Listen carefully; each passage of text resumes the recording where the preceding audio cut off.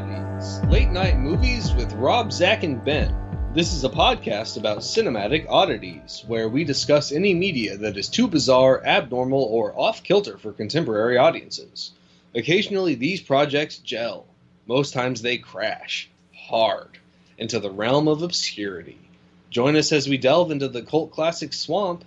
I'm Ben. And I'm Sammy Jankis. Remember me. Oh, we are continuing on with our 2001 Fort year with a movie that I've been looking forward to discussing for a while. It is none other than Memento, the Christopher Nolan movie. So I'm excited to get into this. I'm excited to hear what Ben thinks about it. But we don't have Zach here, as I think people might finally be getting the pattern, unless they have Memento disease, or just regular disease, because people can't seem to remember anything, a week out, that when Zach isn't here in the intro, he's not here at all. And we have to talk about, which we haven't done in a while, where he is. I think the last time we did this was for Beverly Hills Cop, and I'm pretty sure I said something like, he just didn't want to talk about this movie. That's fair. The most honest version of that is when we were just like, there's no joke here, It's Beverly Hills Cop. When you said there's no joke here, did you mean in the whole movie? Absolutely. Okay, good. Because that's how I felt about it. Anyway, listen to that episode. You'll hear us bitch. Yes. There was a Joe Blow, this YouTube channel that I watch sometimes. They actually just did a video about Beverly Hills Cop 3 under the guise of let's talk about really bad movies. And I was like, oh, why didn't they do the first one? It's a good way to get canceled, calling the first one bad. Yes, absolutely. So Zach is not here because I think everybody's going to love this. After our Monkey Bone episode, which was last week, very nicely and very excitedly, the restaurant has become somewhat of a new hub for a clench of the Church of the Subgenius. And so this is something we didn't talk about in the Monkey Bone episode. Local groups of the Church of the Subgenius are called clenches. So instead of like a regional group or something, they're called clenches. Another weird term from them. Is that like a reference to like clenching your ass? I don't think so, but I didn't look into like where that comes from. I mean, they are sub-geniuses, so that's really anything below genius. Yeah, yes. Right? So it could be a bunch of... I think I'm not allowed to say that anymore. Damn. Cancel culture's rough, man. Yes. It's taking away all my language.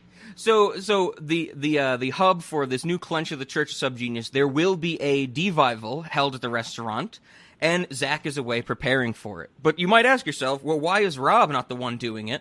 Well, because one of us had to do some preparation, and it came down to which one of Zach and I wanted to discuss Memento more, and here I am. So we have Ben here with us, and I think, if I remember correctly from what you said before, Ben, you have never seen this movie before, which has just become the common thing for most of the movies we discuss on Cinemodities. But I think you have some context with this in that you've definitely known about it, or you knew about it at one point, but you might have forgotten about it. I mean, how many bad memory jokes can we fit into this episode? just a million bad memory jokes. Yes. So I have been told that I should watch Memento. So I kind of have this rule. If one person tells me I should watch a movie, I don't watch it. If two people tell me I should watch the same movie, I still don't watch it. If three people tell me I should watch a movie, I might watch it. And for Memento, I'm up to something like 7. Sure. So it does get more likely that I'm going to watch the movie with the number of people that tell me I should watch it, up to a point. If it's like 100 people and they're all on Twitter, I'm never watching that movie. But that's pretty much my context with Memento. And for some reason, like, I remember, what's her name? Angelina Jolie. And I was like, for some reason, I think she's in this movie. She's not. I probably didn't know what movie it was these people were telling me I should watch when they told me I should watch it. Okay. So that's pretty much my context with Memento, is that I barely have any. I'm trying to think what other movie with Angelina Jolie you would think that this could have been. I don't know. She had, in my mind, she had like short hair in this movie for some reason. I don't. Okay, interesting. I don't even know what other movie she has short hair in. I don't know. Maybe you thought this was Changeling? I don't know. Okay. I really have no idea. I just remember thinking, like, I think, like, Brad Pitt's in this movie and, like, Angelina Jolie's in this movie. It's not, I mean, Lenny kind of looks like Brad Pitt. I guess. But, maybe I don't know. Maybe you thought this was Mr. and Mrs. Smith because there's M's in that title too. But that is a very different movie. No, I don't think so. Okay. the video or like the poster that I'm remembering has bright colors on it, which is definitely not this movie. Yeah. So I don't know what I thought Memento was. Oh, that'd be crazy if someone's like, "Oh yeah, Memento, that really brightly colored, vibrant movie." That's not. So anyway, when I first started watching this movie, like I'm watching the first scene, and I was like, oh shit, like the beginnings of Tenet. Like, yes. Oh yeah. Like this of course is Christopher Nolan's second movie. The first one following is so difficult to even call a movie because it cost him like $6,000. It was made independently, like just by him and his friends, like him figuring out how to make a movie. It's not great by virtue of just being so low budget and so simple. It's definitely my bottom two Christopher Nolan movies are definitely that and Interstellar. Like, I really want to say Interstellar is my least favorite, but at least Interstellar is a movie where following is like an art project where it's just like, imagine if you and I like had like got a camera and bought like a film reel and we're just like, let's just film people doing stuff, you know? And at least there's something going for, there's actors in Interstellar and there actually is a story. It's not a great story. That's a stupid movie, as Ben and I have talked about many times before, but there's actually something going on. But I don't have a definitive Nolan ranking, but I will say, after following, he gets to make this movie with more money. He gets picked up in Britain, where Christopher Nolan is from. And I'm glad you brought it up that this was a word-of-mouth movie to you, because that's what this movie was when it came out. Like, people saw it, and they were like, it's one of those things in pop culture that when it comes out, people see it, and they just catch the bug of needing to tell other people about it. And they're like, you have to see this movie. And this movie did, like, fantastically. Like, I think it cost, like, $4 million, and it ended up making, like, 45. Yeah, it made I read that so much money. And that's crazy. And we'll get into how I think, you know, this movie, a lot of people took the wrong message from it, and it basically doomed a lot of film culture for the mass audiences for the rest of time. But I do have to say, even though I don't have a definitive Christopher Nolan ranking, I definitely would say I put this in my top 3. Like, I really, really love this movie. My context with it is, I saw it for the first time, I think, in 2010 in my undergrad. I watched it with my first-year roommate. Shout out to Mike. We absolutely dug it. I think he might have seen it before. I don't remember exactly, but after we watched it, we definitely loved the structure of it. I didn't think about it as much, you know, thematically as I have now, but I do remember that we were infatuated with the fact of how many times Guy Pearce says, "Remember Sammy Jankis" in this movie? And so we just, like, started saying that to each other all the time, and we would leave Post-it notes around our dorm, like, hidden in each other's desks that just had "Remember Sammy Jankis" written on them and stuff like that. And other people in our dorm room, when, like, we were talking to them, we'd, like, leave and end the conversation, would be like, "Hey, remember Sammy Jankis," and then just walk away and stuff like that. Like, some people definitely got annoyed by it at a certain point. But that's how this movie stuck with me. It was just always like, "Remember Sammy Jankis." Which you should.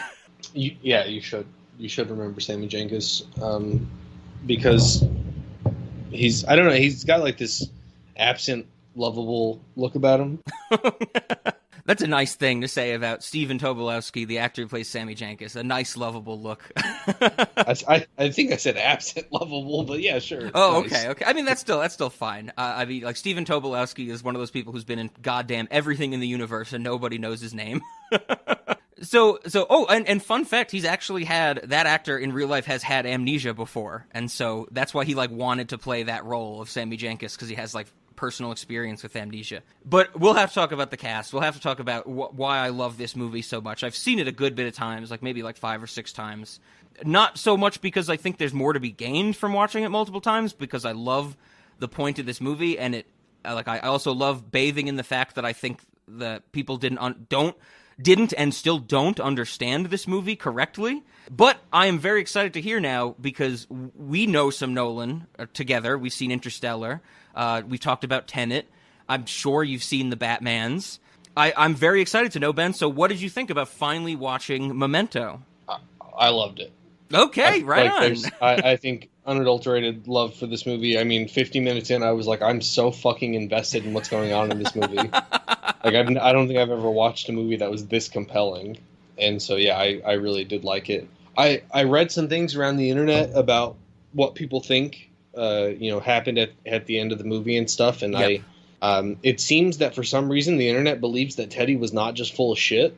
Okay. When he says all the stuff about Lenny's wife and Yep. it being her with diabetes and stuff, and I was like, maybe, but I have no reason to believe that Teddy isn't just a straight fucking liar. Yeah. Everything yeah. I've seen in this movie is him lying. So I was a little perplexed by the fact that none of the things I read even mentioned that might not be reality. Yep. What he goes through. But anyway, that aside, I really did like the movie. I did watch it again. The second time I watched it, I put it on while I was working, and so I didn't watch it as attentively the second time. But I definitely liked it, and if I had time to watch it again straight through, like attentively, I would have. I just didn't. Sure. No, I mean, I'm glad to hear that. It's always refreshing, especially with, and I think you'll agree with this, when you watch like a director's movies in their later years and there's problems with them, like we've talked about with Interstellar.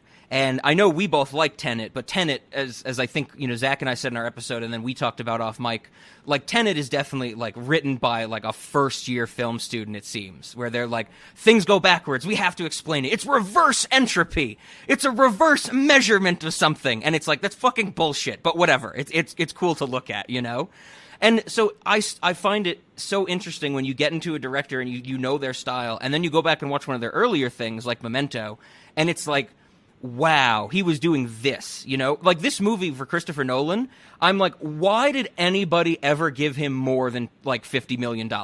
All of his more recent movies cost so much goddamn money. Like there's so much going on in them, like Tenet, like Interstellar, like Inception. It's like, why couldn't they just always give Christopher Nolan like $5 million and make him stretch a budget? Because this movie's so simple, but I agree with you. It is so goddamn compelling. And that's one of the things I love. Every time I watch it, I enjoy it because it gives you such this weird feeling of just, being invested in the movie. Where I can watch, Inception a bunch of times. I can watch, I've only seen Tenet once, but I'm sure I'll watch that a few times. But it's not like I'm as invested in the characters. Like they are just like big set pieces to me. This I'm really like, I feel like I'm in Leonard's shoes. I feel like I'm there going around with him. And that's one of the things that drew me to this movie. This movie is, I think, one of the closest things I've ever found in film form to ergodic literature. And ergodic literature is the literature is formatted in such a way that's supposed to put you in what you're feeling. And the example I always go to, the most modern example, is the book House of Leaves, where there's like a scene where this guy is in some like dark room and he's being chased by something and he's like running away from it. And so during this scene, you're reading the book, and on each page of this scene of him running and being scared, there's only maybe like 8 to 10 words. And so as you're reading it, you're flipping through the pages really fast because there's not a lot of words on each page. And as you're flipping through the pages quickly, it makes you feel that you're actually running and scared in the same way. And I love that. And this movie, the way it's edited, I feel like I have anterograde amnesia. Like every scene starts and I'm like, wait, where are we now? What's going on? What happened before? Like, this really puts you in the shoes of having this disease, and I absolutely love that. Like, I love having that feeling with a movie, that almost like, catharsis. It's not like a fully emotional connection. It's like actually feeling like I'm there in this person with what he's describing. And that is just gripping in this movie. Yeah, absolutely. I think that was one thing that I think that the articles I read online got right, is that the way this movie was probably edited more than filmed was it put you in Lenny's shoes because you saw the consequences of something without knowing how it happened. Yeah. And that was very interesting. And so you get that, like, there are a lot of movies that'll like start with the end and then tell you how you got there, and this movie does that every fucking 10 minutes. Yes. And then, I mean, I think that's like first off, that's what drew, I think, so many people to this movie, is the structure of it. And I'm glad you mentioned the editing, because this movie got so many accolades for its editing. But we have to mention that this movie is edited by Dodie Dorn, who we know, Ben, as the editor of Matchstick Men, which we talked about in our Patreon episode. And she's a great editor. I'm very unhappy to see that she is also the editor for Zack Snyder's Justice League, which will be out at the time that this releases, even though it's not out while we're recording it. So I haven't watched it now, and I probably won't have watched it then. But she's still getting work. I guess that's good. But the editing is fantastic, and you're absolutely right. That's what really makes this movie work. But the editing and the story structure is what drew a lot of people to this. And I think everybody knows, there's color sequences and black and white sequences. The black and white sequences play forward or in chronological order. The color sequences play in reverse chronological order, and they meet somewhere in the middle of the story.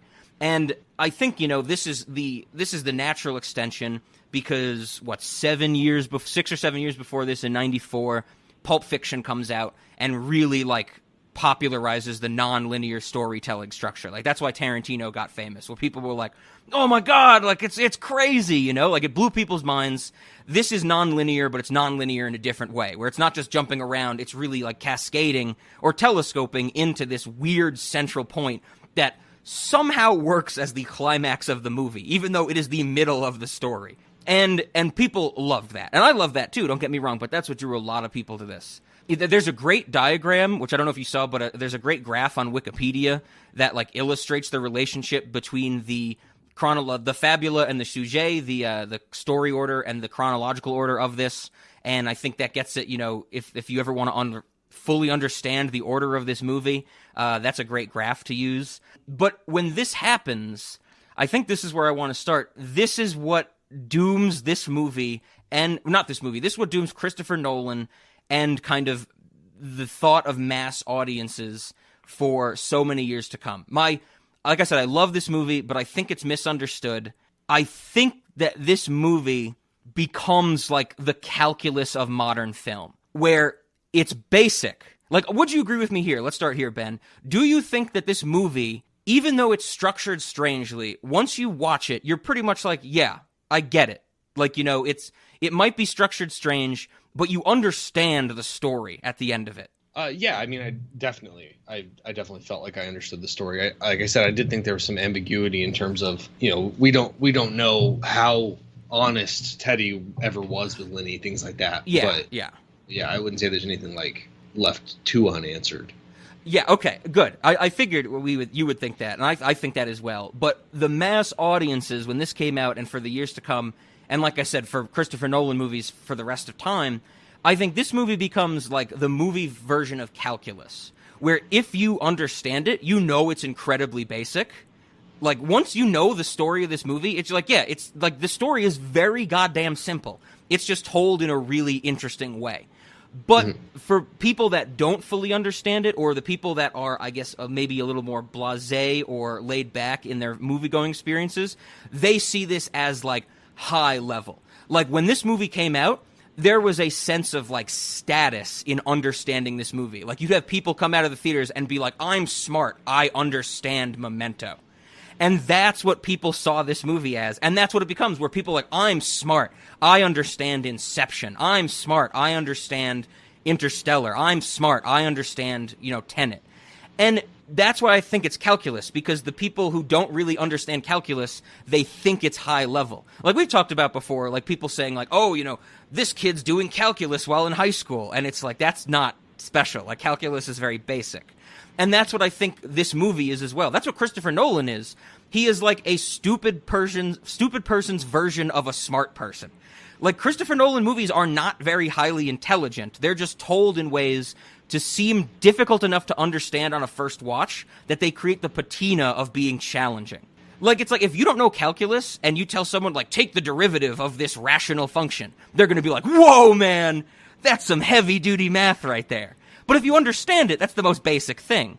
And I think that's the split in mass audiences start to see this as incredibly intelligent filmmaking when it is not. It is more basic. And I think that film critics realize it's basic, but this creates this middle ground. It's somewhere between movies being so dense that people watch it and go, that was stupid, it didn't make sense, like Mulholland Drive, David Lynch movies.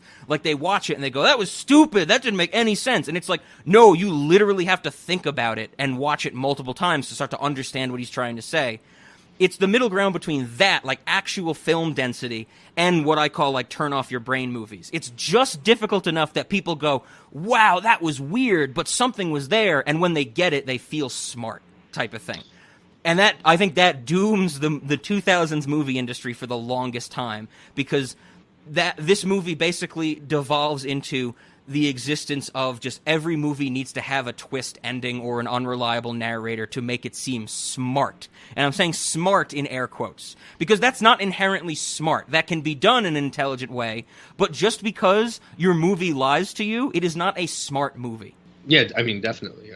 I agree with you. I think you covered it pretty adequately. The thing that I think makes this movie, make people think that they're smart for understanding it is like you said, it's like the unreliable narration. Yes. It's like, oh, I figured out something that the narrator didn't know. It's like, well, the narrator doesn't fucking know anything. Yeah, exactly. So, you could figure out where he was 5 minutes ago, and that would be, but anyway, yeah, and I agree with you. Like, it's not, I wouldn't say it's like a smart movie. The editing was smart. Yeah. Mm-hmm. But the movie itself is not complex. No, not or at all. The story itself is not complex. Yeah, it's so damn basic.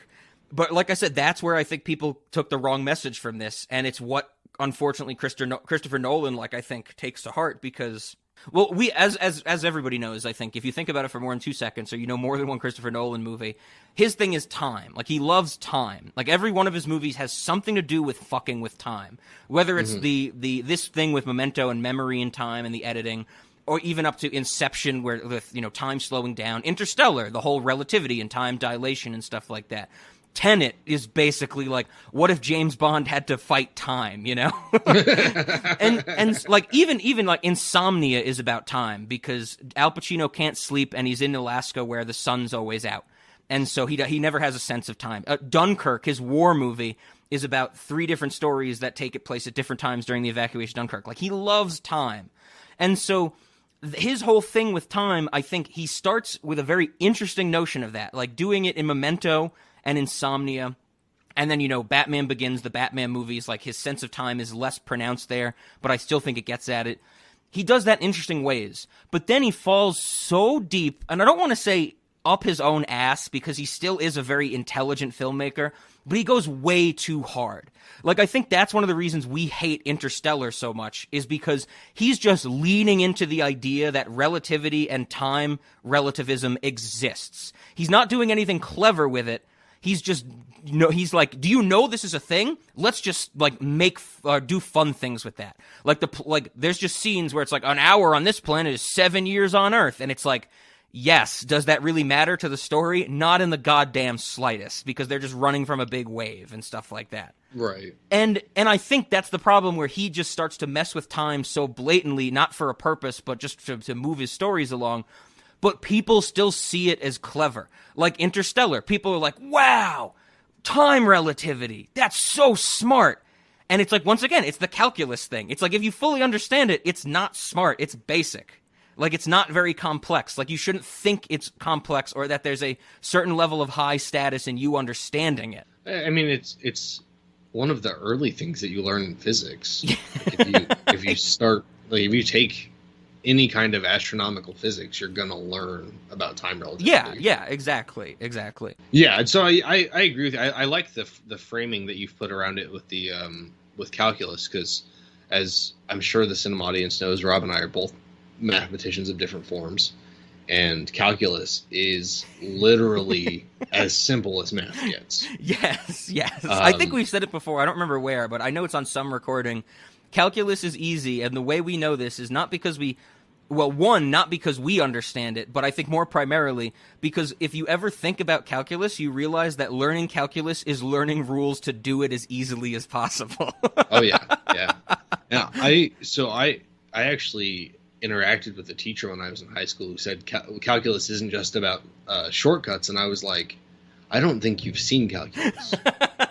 Calculus is all about shortcuts. Yes. Calculus is about, as Rob said, learning how to not use the limit definition of the derivative to have to take derivatives. Oh, yeah. It's still one of the most ridiculous things whenever I have to teach calculus. It's just like, we spend so much time on derivatives, and then I love when I get to say, okay, now we're going to do integration. Remember all those things we did? Do them backwards. Like, literally read the instructions in reverse. Yep. Read them in reverse and add a constant. And... Oh, that actually makes some sense, though, for Christopher Nolan. He likes things going forwards and backwards, so maybe calculus is his inspiration. So differentiation and integration are the roots of these movies. Yeah. I mean, if you watch Tenet, that's totally what's going on. Yeah, absolutely. No, yeah, but I think that's what people take from this movie. They start to think that this is like intelligent filmmaking because it's so simple and so accessible. Like, I'm sure, and nothing against them, I'm sure there are people out there that in 2001, or maybe even more recently, they watched this movie, and because their attention span is so small, or they can't get away from their phone, they finish this movie, and they're like, what? That was confusing. I'm sure that happens. And that's fine. Like that's totally fine. Like we said before, we need everybody. We need the Picassos, and we need the people, getting high and doing caricatures down at the beach. We need everybody on every level. So no, if you thought Memento was confusing, that's fine. I'm sure you exist. But that is the issue, that people start to see that as like, oh, I'm smart because I understood a movie.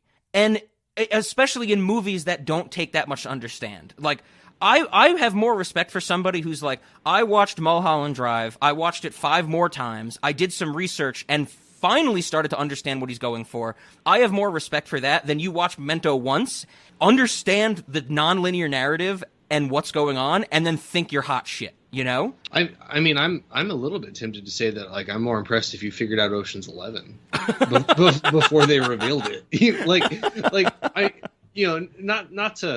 Not to say that Ocean's 11 is like particularly smart either. I mean, it's just that is a it's a semi-complicated, not the surface level isn't what is happening type of interaction.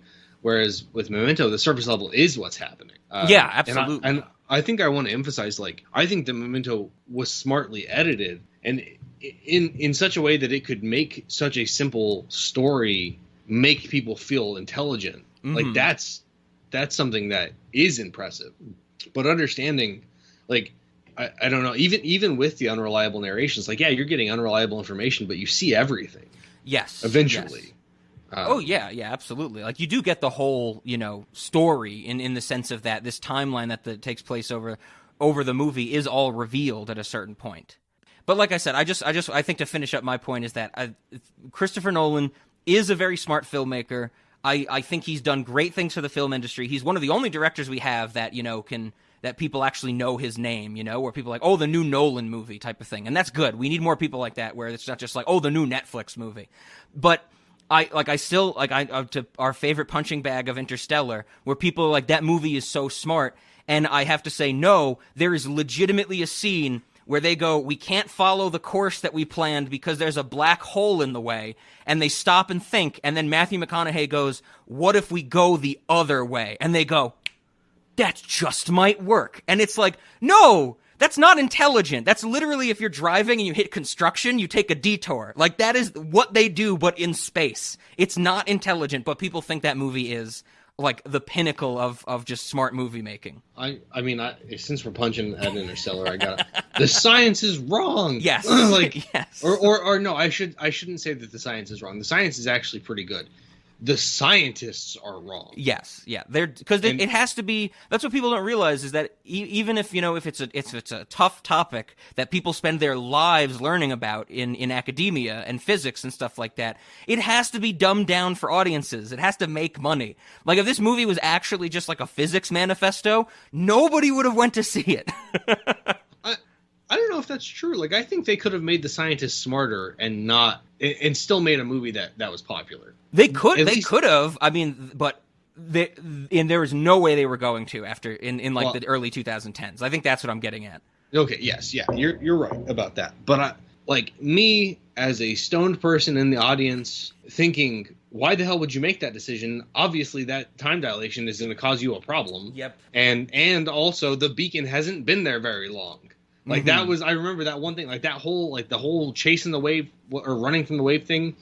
They're like, oh, the beacon's been sending a signal for 7 years, except it's only been an hour on the planet, but we should go check the planet out anyway. Yeah. Like, and I was like, what are you talking about? Why are you doing this? Yep. And so that's what makes that movie stupid. Like, it's fucking, it's dumb. Yeah. Because the specialists in the movie didn't know more than me, who had only taken college level physics and talked to some physicists. Like, that was my level of expertise. And I knew more than they did, and that's what made that unbearable. Yeah, that movie is so mind-numbingly annoying to me for that reason and for other reasons. I mean, you know, Christopher Nolan, like the premise of that movie is, can love like traverse space and time? And people are like, that's a very interesting sci-fi idea. And I'm like, that's the stupidest goddamn sci-fi idea. You want to know how I can tell? You want to know how I know that love can transcend like time, relativism, and black holes? It's because you have people in the real world on Earth. They see some woman on the internet and they love her. If love in air quotes can transcend just seeing somebody on a screen, it can transcend time and space. Okay, like love is a very strong thing. I mean, love is local. Yes. In the sense that it happens in your brain. Yeah. So where you are and where they are is irrelevant. Yep, exactly. So yeah, this movie, that's my biggest problem with this movie is the lasting impact this movie has had on people for thinking this is smart filmmaking, where I don't think smart or intelligent is the way to describe this movie. Interesting and intriguing is the way to describe this movie. I mean, compelling. That's the word. Yeah. It was compelling, and I think it's damn good filmmaking. Oh, absolutely. And I mean, it does set up Christopher Nolan, which I say I appreciate. But like I said, I think he goes he should just have a cap at $20 or $50 million. Like, I want to see what he does without all these crazy special effects again. Like Tenet cost a fucking bajillion dollars, you know? Like, Interstellar cost a bajillion dollars. Like, just let him be in a room again, you know? I don't want space. I don't want all the plane crashing into the airport hangar in Tenet is fantastic, but it's like, that's just like, look what I can do with all my money. Like, when he has less amounts of money, it's like, what do I need? Well, I need a dude with tattoos, and we have an interesting story that just gets edited strangely. And that's it. That's just as good as Tenet to me. I'm fine with this minimalism. I mean, I would say it's better than Tenet. I probably would put this, with the only seeing Tenet one time, I probably would put this above Tenet on my ranking. But I think that leads me into why I love this movie so much, is that I wish more people... Well, one, I don't really know if this is the actual intent of this movie, even though you can read a lot about what Christopher Nolan thinks. It's definitely what I take from it. I wish more people see this movie as a commentary on, and I would even go so far as making fun of, the way people watch movies. I find it so interesting, and I always have, the amount of trust that humans put in movies when they watch them is so strong it's almost scary. It's why twist endings work, because people believe what the movie is telling you as they're watching it. It's why people watch a movie and anybody can watch a movie and can criticize like story inconsistencies later on in the narrative because they believe what the movie sets up at the start. Like, you know, anybody can watch a movie and then like maybe an hour in, like a character will come out of nowhere. People will be like, where'd that character come from? It wasn't set up. It's like because they believe in that first 20 minutes, everything that they're shown. It's why people can have an emotional connection to a movie. They put trust in that movie. And this Memento is just fully challenging that idea. Like, you cannot trust anybody in this movie. And it's not just that there's a twist at some point. It's literally that every time the movie cuts or edits to a different part of the story, something else is going on. Like, I love the way this movie works, that right off the bat, the movie tells you, don't trust Joe Pantoliano, Teddy.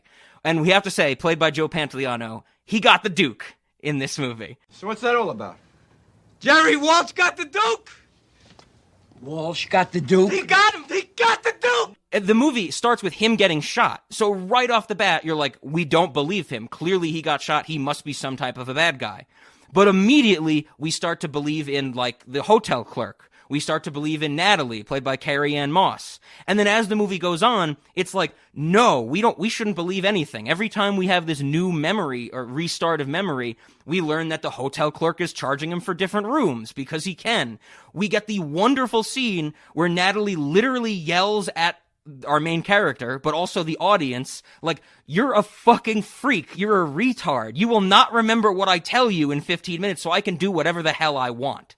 Like, this movie is I think, getting at the notion of we put way too much trust in watching movies when it's all a lie. Like, it's like movies themselves are lies. It's people setting things up, doing something multiple times to get it right, while a bunch of cameras and people are off screen. Like, I love this movie for the theme of, well, we put way too much trust in movies. You shouldn't trust what you're seeing. And I love that idea about Memento. I definitely didn't think about Memento in that form, but what you're saying is evoking some thoughts in me. Storytelling. So you mentioned humans putting too much trust in movies. I think while maybe that's true, let's see how should I phrase this. Stories matter to humans. Like, stories matter a fuck ton to humans. Like, we have to essentially even be able to put our own lives in the context of a story to be able to live it on a day-to-day basis to some degree. Yep. And so a lot of the way we get information from the world is from stories and hearing stories from other people. And, like, that's one of the reasons that we even like stories, is that stories could potentially prevent us from experiencing certain problems in our lives and things like that. So yes, it's true that humans put a lot of trust in stories. But if you look at what stories are to humans, like, that's a guarantee. Like, that is a byproduct of the very nature of what a story is. Oh, sure. Is that it's something you're supposed to trust. So to then twist that on its head, I mean, it's kind of like making an observation about the way humans are and then being like, oh, that's stupid, but at the same time benefiting from the fact that you did that your entire life. Yes. And that caused you no harm and there was really nothing wrong with it. I mean, for the most part. I mean, obviously, there are certain situations where stories are dishonest or people are lying, etc. But for the most part, trusting stories has served Christopher Nolan well, I'm sure. Oh, yeah. And no, and that I'm glad you bring that up, that point, because it's when I was thinking about this for this recording, I was like, is it conditioning? How we put trust in movies, like is it conditioning? And I think on some level it is, but it really is not just conditioning with movies. Like you said, it's conditioning with stories. Like, we are raised, for the most part, to believe the stories we hear, because we have, in everybody's life, you have people you trust and people you might not trust, Like, I feel like so many people get raised and their parents tell them certain stories, and it's like that becomes their foundation. And this movie gets at that, It's like the whole idea of that scene where Lenny, Guy Pearce, our lead actor, who's the Mandarin from Iron Man 3. I actually refer to him as the Mandarin in my notes the whole time. He's the guy that turns into fire at the end of Iron Man 3, and he's like, I am the Mandarin! And I've only seen Iron Man 3 once, but I've seen that clip like a million times because it's so funny, where he's like, you might be Iron Man, but I am the Mandarin! And the way he says it is just ridiculous. You said you wanted the Mandarin. You're looking right at him. It was always me, Tony. Right from the start. I am the Mandarin! But, like, he has the stuff where he's like, there's certain things I know. He's like, what's tattooed on me? I pick up this ashtray, I know what it's going to feel like. And the movie's saying, it's like, there are certain things that you trust. But then immediately in, like, the follow-up scene, you have Natalie saying, like, you're a freak, you're an idiot, like, you shouldn't trust these things. Like, I think there's a great parody of this movie where the Mandarin is sitting down, and he's like, there's certain things you know. Like, when I pick up this ashtray, I know what it's going to feel like. And he picks it up, and it, like, turns to dust or something. Like, I would love, like, a play on that. But it's just kind of human nature, I think, while you're saying that people want to believe stories. And I love that this movie is getting at well, maybe you should question these things. And to get at something that you said earlier, I think we can talk about more if we want to, whether or not we think that Joe Pantoliano is lying at the end of the film, when he's talking about Lenny and stuff like that. I don't even think on a thematic level it matters if he's lying or not.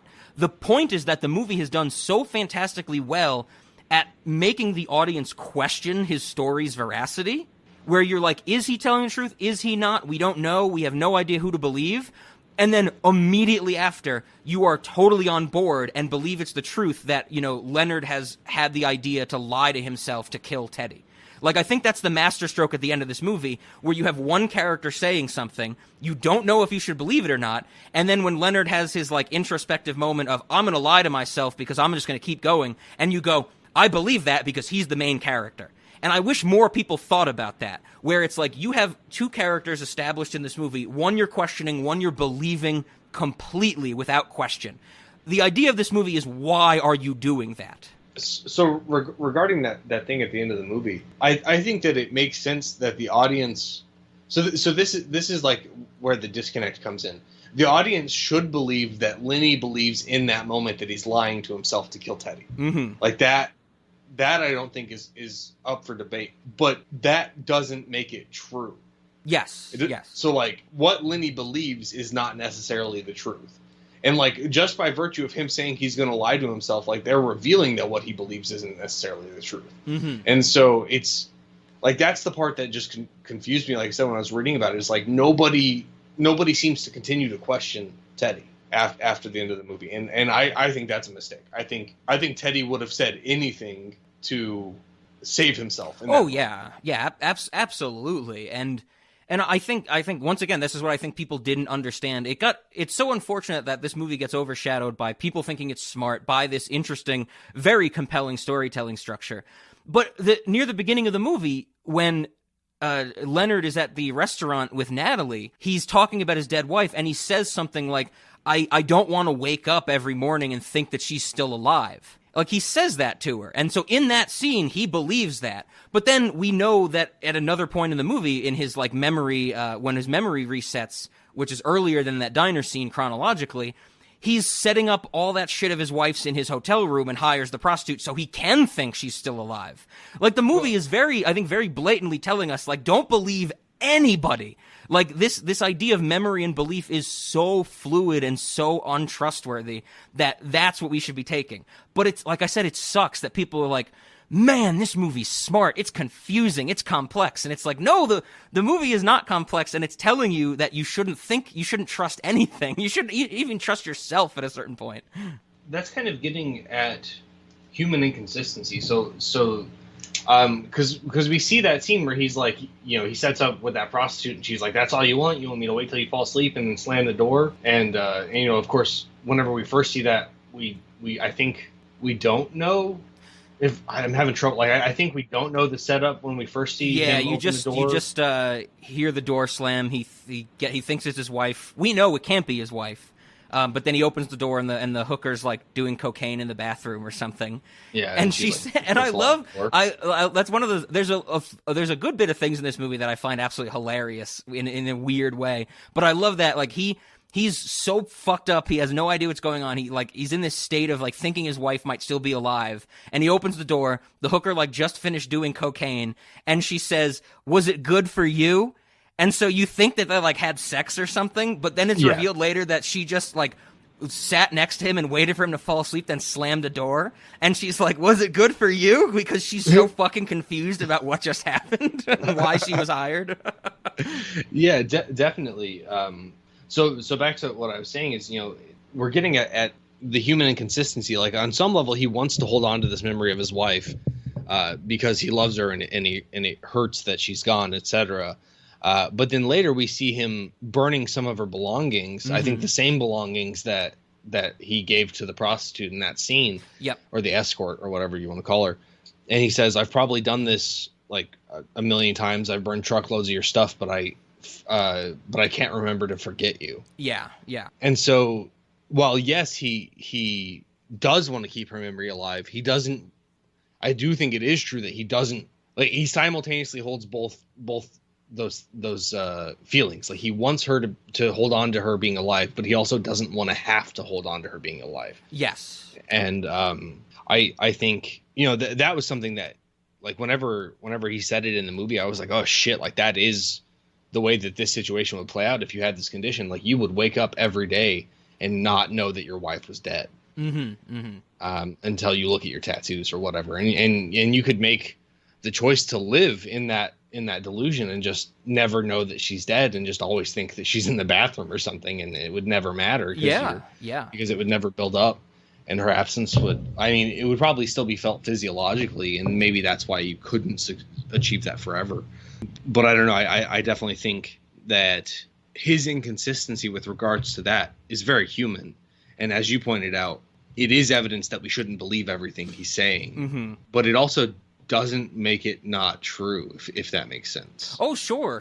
I think at another level with that idea, this movie gets at, at a certain point, we as people need to realize that there isn't just absolutes. Like there are shades of gray, and we have to choose what we believe. And I love that idea because I love that idea in this movie because, memory and belief are so strongly, or maybe more generally, when what goes on inside people's heads, they are so strongly tied to that when a movie like challenges those notions, like those steadfast notions, I love that idea. Like this movie gets to the idea of memory, like memory can be unreliable. And I think that just bothers everybody at a certain point, It might not be like a constant thing. Like the moment as a person you realize that your memories might not be accurate, that causes some like angst. Yeah, well, of course. I mean, your memories. I think that an important thing to know is that your memories don't exist as a way of recording information. Yes. Like they are not, like, in terms of everything we understand about memory, they are not there to be perfect records of the past. They're there to help you make future decisions. Mm-hmm. And so your interpretations of what happened may not be accurate. Your memories of what happened are definitely not accurate. Yeah. Because they're memories of your interpretation. That being said, every time you remember something, you can change it. Mm-hmm. And I think one of the best things we understand about memory is that every time you remember something, you're actually remembering the last time you remembered it. Yes. Or something like that.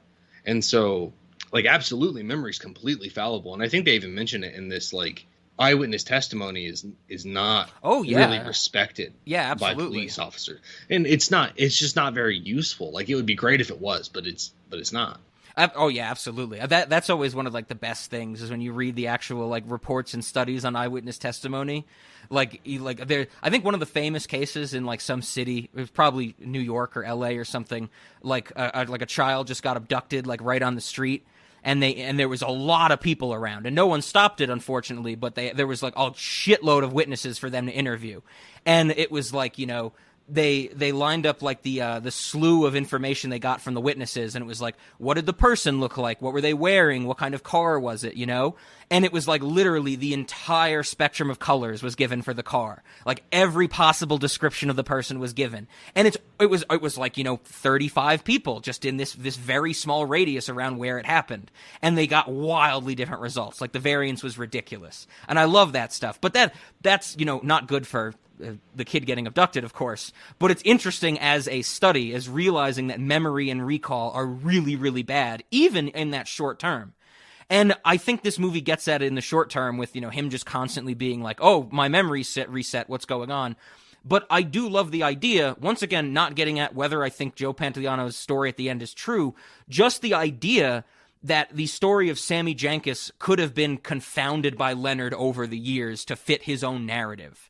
So it's like that long-run memory confabulation as well. So that's the thing that actually gives me some amount of pause about that is he mentions that, the research and that you should be able to learn through conditioning, because that's a different part of the brain. Yep. But I don't think that he would be able to fabricate a story over a long period of time. Okay.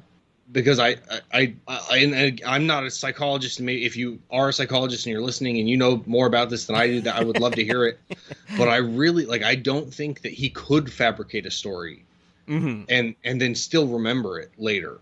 Like, I don't know. It would have to be a very weird way of thinking about this story for him to be able to use that long-term conditioning to be able to change it that way. Sure. I don't know either, but yes, if somebody in the audience does know, definitely, write in, because that's a very interesting topic. But to get at what you said before, like people use their memories to make future decisions. That's yet another reason I love this movie is because, we can watch it, and clearly you heard that point of the movie, and you used your memory and knowledge of these things to say, I don't think that could happen.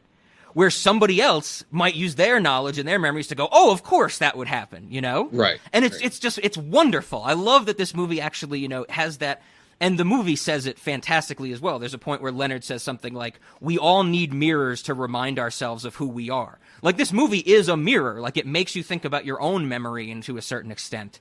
And I love that. I wish more people thought about it in that sense, where more people are like, "Oh yeah, that's the memory movie," you know. And it's like, well, what does that mean about your own memory, you know?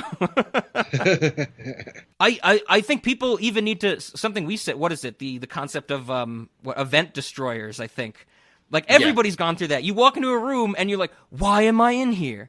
And it's like, if you watch this movie and you go, "Man, that movie's smart," but you don't think that you've had this like basic, you know, ancillary form of anterograde amnesia in your own life, like, you're missing the point. I think, like, this movie should make you think like, "Oh fuck, I've forgotten shit." Like, and that sucks. This dude, it must suck for him like 10 times worse.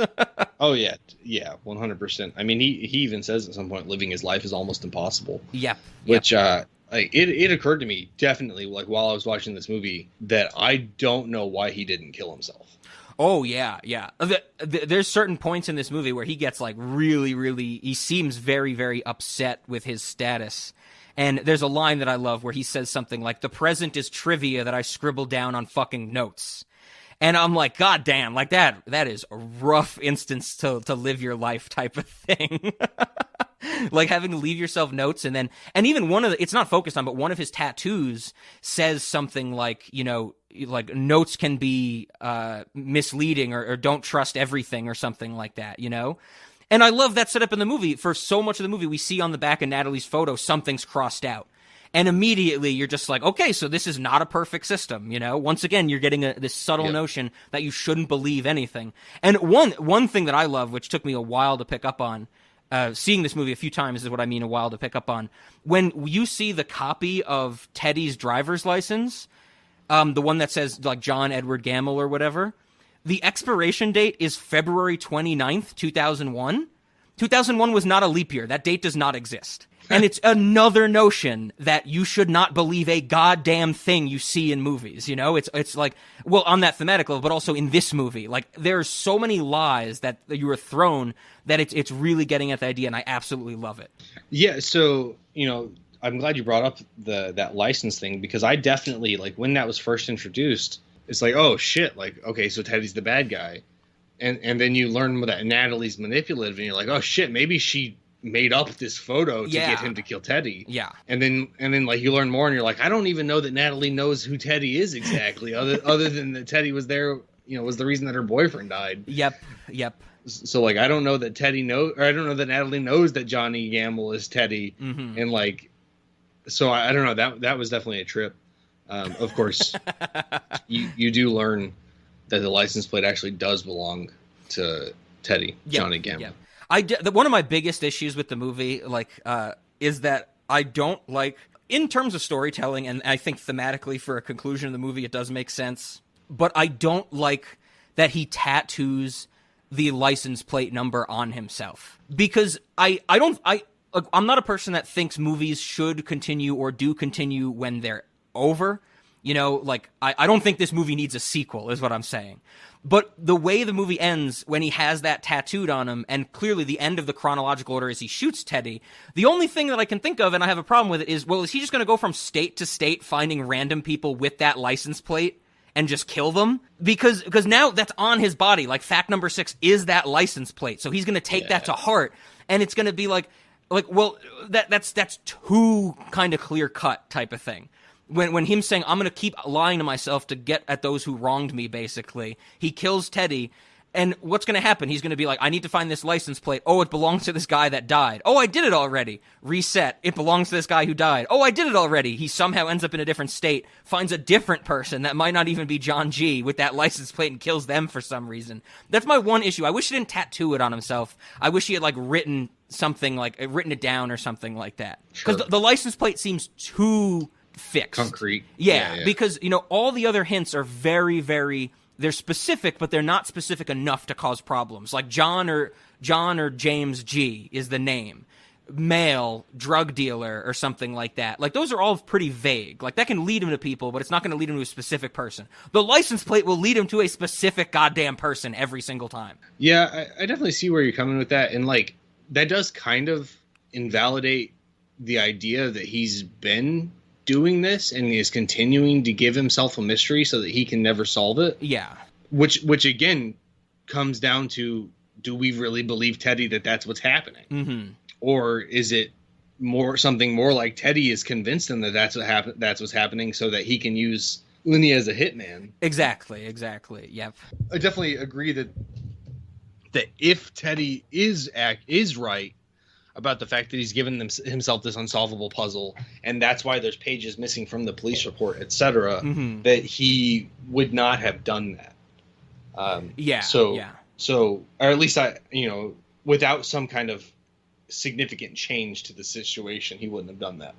And so you could argue that him finding out Teddy's betraying him is this significant change, but you could also argue that means Teddy's lying. Yeah. Oh yeah, exactly. And once again, I love at the end. I love the fact that you question the validity of what Teddy's saying, because it gets at that idea, like I said, that this movie is a commentary on how we trust movies. Like I said, the twist ending is a great example of this. Like, there's a reason that twist endings work for people, is because we believe what the movie sets up. But at the same time, a twist ending is good because you start to believe that twist ending. It's like the thing that started popularized twist endings and then made them what they are today eventually is The Sixth Sense. Like, the twist ending that Bruce Willis is dead at the end of The Sixth Sense works because we think he was alive the whole time. But it also works because once mass audiences watch that movie and it's revealed that he's dead, people go, okay, I believe that he's dead. Like, a twist ending wouldn't work if, one, you started watching the movie and Bruce Willis is a social worker, and people go, I think he's actually a dog. I don't think he's a person. Twist ending wouldn't work then, because we don't, question the fact that Bruce Willis is a person. But the twist ending would also not work if the movie reveals that he's been dead the whole time, and you went, I don't think he was dead. I think he was an alien the whole time. Like, we have belief in what these movies are telling us, and I think that's what this movie's getting at, is that, even at the end, it's the climax of the movie. People are conditioned, or they live their lives saying, we should believe that, what happens at the end of the movie. But this movie's master stroke is that it makes you question that big climax, where you go, I don't know what I should believe anymore. And that's wonderful. And the more recent example that always drove me crazy is at the end of Star Wars Episode 8, The Last Jedi. There's the scene where Adam Driver tells Daisy Ridley, he's like, your parents were nobodies. Because the whole Episode 7 sets up, who were Rey's parents. And then at the end of the movie, Kylo Ren is like, your parents were nobodies. And everybody was like, that was such a letdown. Like, her parents should have been somebody. Like, why are her parents just nobodies? Like, Rian Johnson's ruining Star Wars, blah, blah, blah. That's a discussion for another time.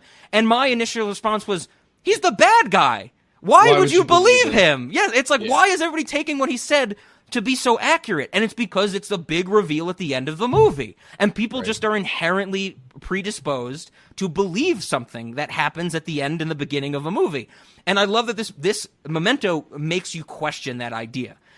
Because I think we're both fans of always question things, like you should actually decide for yourself whether it's true or not. And this movie really puts it in your face, you shouldn't really trust anybody. Because to get it, I think another idea of this movie is just the idea of human nature. If you're, as Natalie says in this movie, if you're the memory guy, people are going to take advantage of you. People are going to constantly take advantage of you. And that's something that, should also be tattooed on Leonard's body. Like, don't trust anybody that says, they don't know you or something like that, because they probably met you, they probably know what's going on, and they're going to use you. Yeah. So something's kind of bothering me about this point about, trusting stories and whatever. And I think the crux of it is whenever somebody's telling you a story, they're introducing you to a world, and the only things you can know about it are what they tell you. Sure. Or show you. And they could potentially show you things that contradict what they've told you, etc. But at the end of the day, that's all the information you have, is what you can take from it. Yes, absolutely. So I mean, yeah, you could choose to watch every story and believe that maybe none of it's true, but what do you gain from that? I guess. Absolutely. I think what you just said gets at the idea of why so many people, why the masses hate the twist being it was all a dream, because they believed those things. You know, there's certain enjoyment to a twist ending because you believed some things and you found out that some things were not as they seemed. People hate the idea of everything they believed was wrong because that seems to, you know, bother them on a more philosophical level type of thing. It feels unfair. Sure. I just have wasted my time. I've never had an issue with the "it was all a dream" trope because guess what? Every movie you've ever seen is a lie. It never happened, you know. So what the hell does it matter? But I know I'm in the minority there. But even there, it's stories and movies playing with, you know, how much can we take away from our audience's belief type of thing. Right. It's wildly interesting. I wish more people, like I said at the start, thought about this movie in that way rather than, you know, this is the calculus of our modern filmmaking. Well, you know, you've mentioned kind of consistently that at the end we are put in this state where we don't know what to believe, and it's wildly accurate that that's not how people perceive this movie, and that's so strange to me. Yeah, because that was the only thing that I took from the ending is like, or not the ending, but that scene where where Teddy's revealing, you know, about him having killed his wife, the Sammy Jankis way and stuff, and I was like, it would 100% be the easiest thing in the world for Teddy to be like, oh, that Sammy Jankis story was actually about you. And, like, why wouldn't I tell that to somebody who doesn't know anything? Like, yeah. And the fact that people who have written reviews about this movie didn't even kind of question that is baffling to me. And I didn't think about it on the level of just because they trust the ending of the movie, and maybe that is what's going on. But it seems so apparent that the rest of this movie is, as you've said, don't trust this movie. Yes. Don't trust Teddy. Like, the whole time we've been told not to trust Teddy. And we find out, I think, that Teddy is the cop that's on the phone with him. And he's like, oh, there's this cop that's been bothering you. And when you won't answer the phone, he slides pictures under your door. Yep. And then later he's like, that was actually me. It's like, Teddy like has blatantly lied in this movie in a way that we can verify. Yep. Not just based on what's written on the back of his picture. So I don't know. I guess I'm just kind of hung up on the fact that the people who have reviewed this movie believe Teddy at the end. Yeah. I have that same problem. Like I said at the start, I think this movie is misunderstood, or maybe not misunderstood. Like, because last week I think, like I mentioned there and explained, I think Monkey Bone is fundamentally misunderstood. I think people took the wrong message from this movie, or they didn't take it at full level, because you are absolutely right. We have seen Teddy lie in this movie, and in terms of, you know, storytelling with Memento specifically, there are certain things that we have to believe, you know? There's no reason to think like, oh, that one chunk of the movie or this color segment was a dream or anything like that. I'm not going that far. But we've also seen Natalie lie in this movie. Like, that's a wonderful scene where she's like, you know, she like leaves, sits in her car, comes back in when his memory resets just to fuck with him type of thing. Oh, and that scene's even worse because she hides all the pins. Oh my god, that is my favorite scene in the movie, where you have no idea why she's just grabbing all the pens in her living room, and then at the end, he's defeated because he doesn't have a pen. Yep. I'm glad you bring that up. I love that scene so much because he's just like, I gotta write this down, I gotta focus, and he can't find a goddamn pen. I love movies that would not work in the modern era. If he had a smartphone, he would open up his note app, he would say it in, or like speech to text, or he would type it in, and that whole scene would not exist. I love the fact that this movie is just like so of its time, where he can't find a pen. So I take your point, but I actually kind of disagree with you, because I don't think he would trust notes on his smartphone. He only trusts notes because he's handwritten them. Like, he trusts his handwriting. Sure. Well, then maybe take away the text on a smartphone and put in a like a voice recorder type of thing. Okay, yeah, sure. Oh god, but then you'd have to listen to it all. Exactly, which is, I think, one of the things, because voice recorders even existed back in 2000, 2001, but I think that would be that would make this movie so goddamn slow. If it's like, could you imagine, even just putting yourself in Leonard's shoes, if your memory has like a span of, say, 15 to 20 minutes, and you have to spend a good chunk of that listening to things, you would have so little time to do anything. So, and this actually kind of connects to his inability. So why I think he couldn't have modified the Sammy Jankis story. Mm-hmm. Because if he could have, why wouldn't he just record things he needed to remember and listen to them for days on end? Oh, sure. Like, do his own type of conditioning, you're saying? Yeah. Yep. Like, if he could just modify the Sammy Jankis story why couldn't he just modify his beliefs about the past? Sure. By doing that. So I really don't think, like, that's what I'm saying. Like, I think Teddy was full of shit. I think Lenny's wife did die in the burglary, and Teddy is just full of shit. Sure. I guess to say it specifically, I also do not believe Teddy at the end of this movie. I also don't believe anybody, because like I was saying, we see Teddy lie, we see Natalie lie, we see the hotel clerk lie, with the multiple rooms and stuff like that. We even see it's not really a memory thing. It's just in one color chunk, so one like kind of loop of memory. We see Guy Pearce. It's not really lying, but we see him fuck up when he goes to the hotel and he kicks open the wrong door when he's trying to get Dodd. Like, everything, you shouldn't believe it. Like, everything, whether or not it's memory or belief, it's like, it's so easy to make mistakes, whether it be based on memory or be based on, I guess technically that is a case of memory, because what Guy Pearce quickly looks at the note, it's room 6, he somewhat, for some reason, thinks it's 9, kicks some random dude in his hotel room, and then he goes, sorry, and then moves back to room 6. So I'm glad you brought that up, because that, after we get the scene where he's in a bathroom and he's holding a bottle of alcohol, he's just like, I don't feel drunk, and then he takes a shower, and I thought that was so fucking, like, that was actually smart.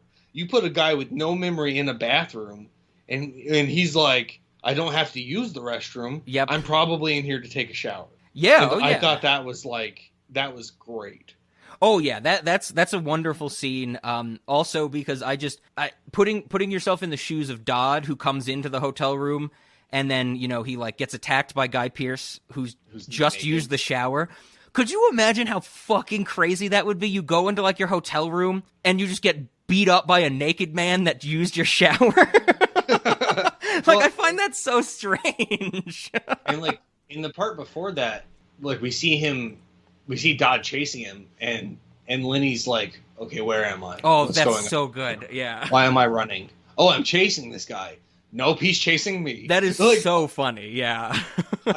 They committed to his memory problem, and they did it so solidly. Like that was those two things in particular. I was just like, fuck, they really nailed this. Like that's what would happen. If you lost your memory in that way. Yeah, you wouldn't be sure if you were being chased or chasing. Yeah, and it's so. I mean, the whole kind of the bulk of the movie is the color scenes that are going in reverse chronological order. I love how we get to see so much stuff, and it gets set up. Well, technically we see the payoff, and then it gets set up later on. But it's like there's the scene where him and Teddy are in the car. And Teddy's like, roll your window up, but it's shattered. And we get to see how it gets shattered and stuff like that. Yep. And I love that, like the scene you just mentioned, it's hilarious when he's like, what am I doing? I'm chasing this guy. No, he's chasing me. Like, that's absolutely hilarious. But it's just like, we get an action scene out of nowhere. Like, nothing that we've seen in the movie makes us think there's going to be any type of chase or anything like that. And then it just happens. And that's like a wonderful type of like, oh, like I'm still watching this movie, It's like there's more going on than I thought type of thing, and it's awesome. Yeah, I really, like, honestly, I don't think I have any problems with this movie.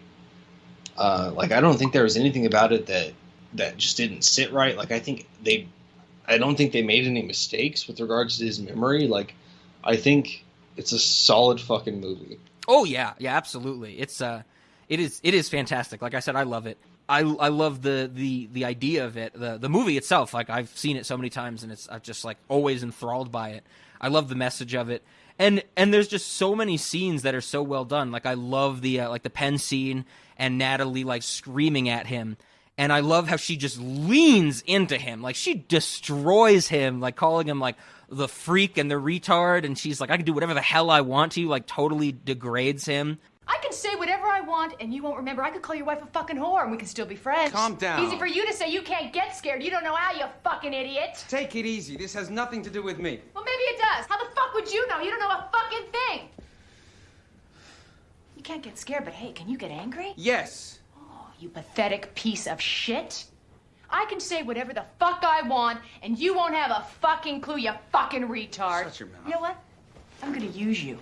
I'm telling you now because I'm going to enjoy it so much more if I know that you could stop me if you weren't such a fucking freak. Did you lose your pen? Well, that's too bad, freak.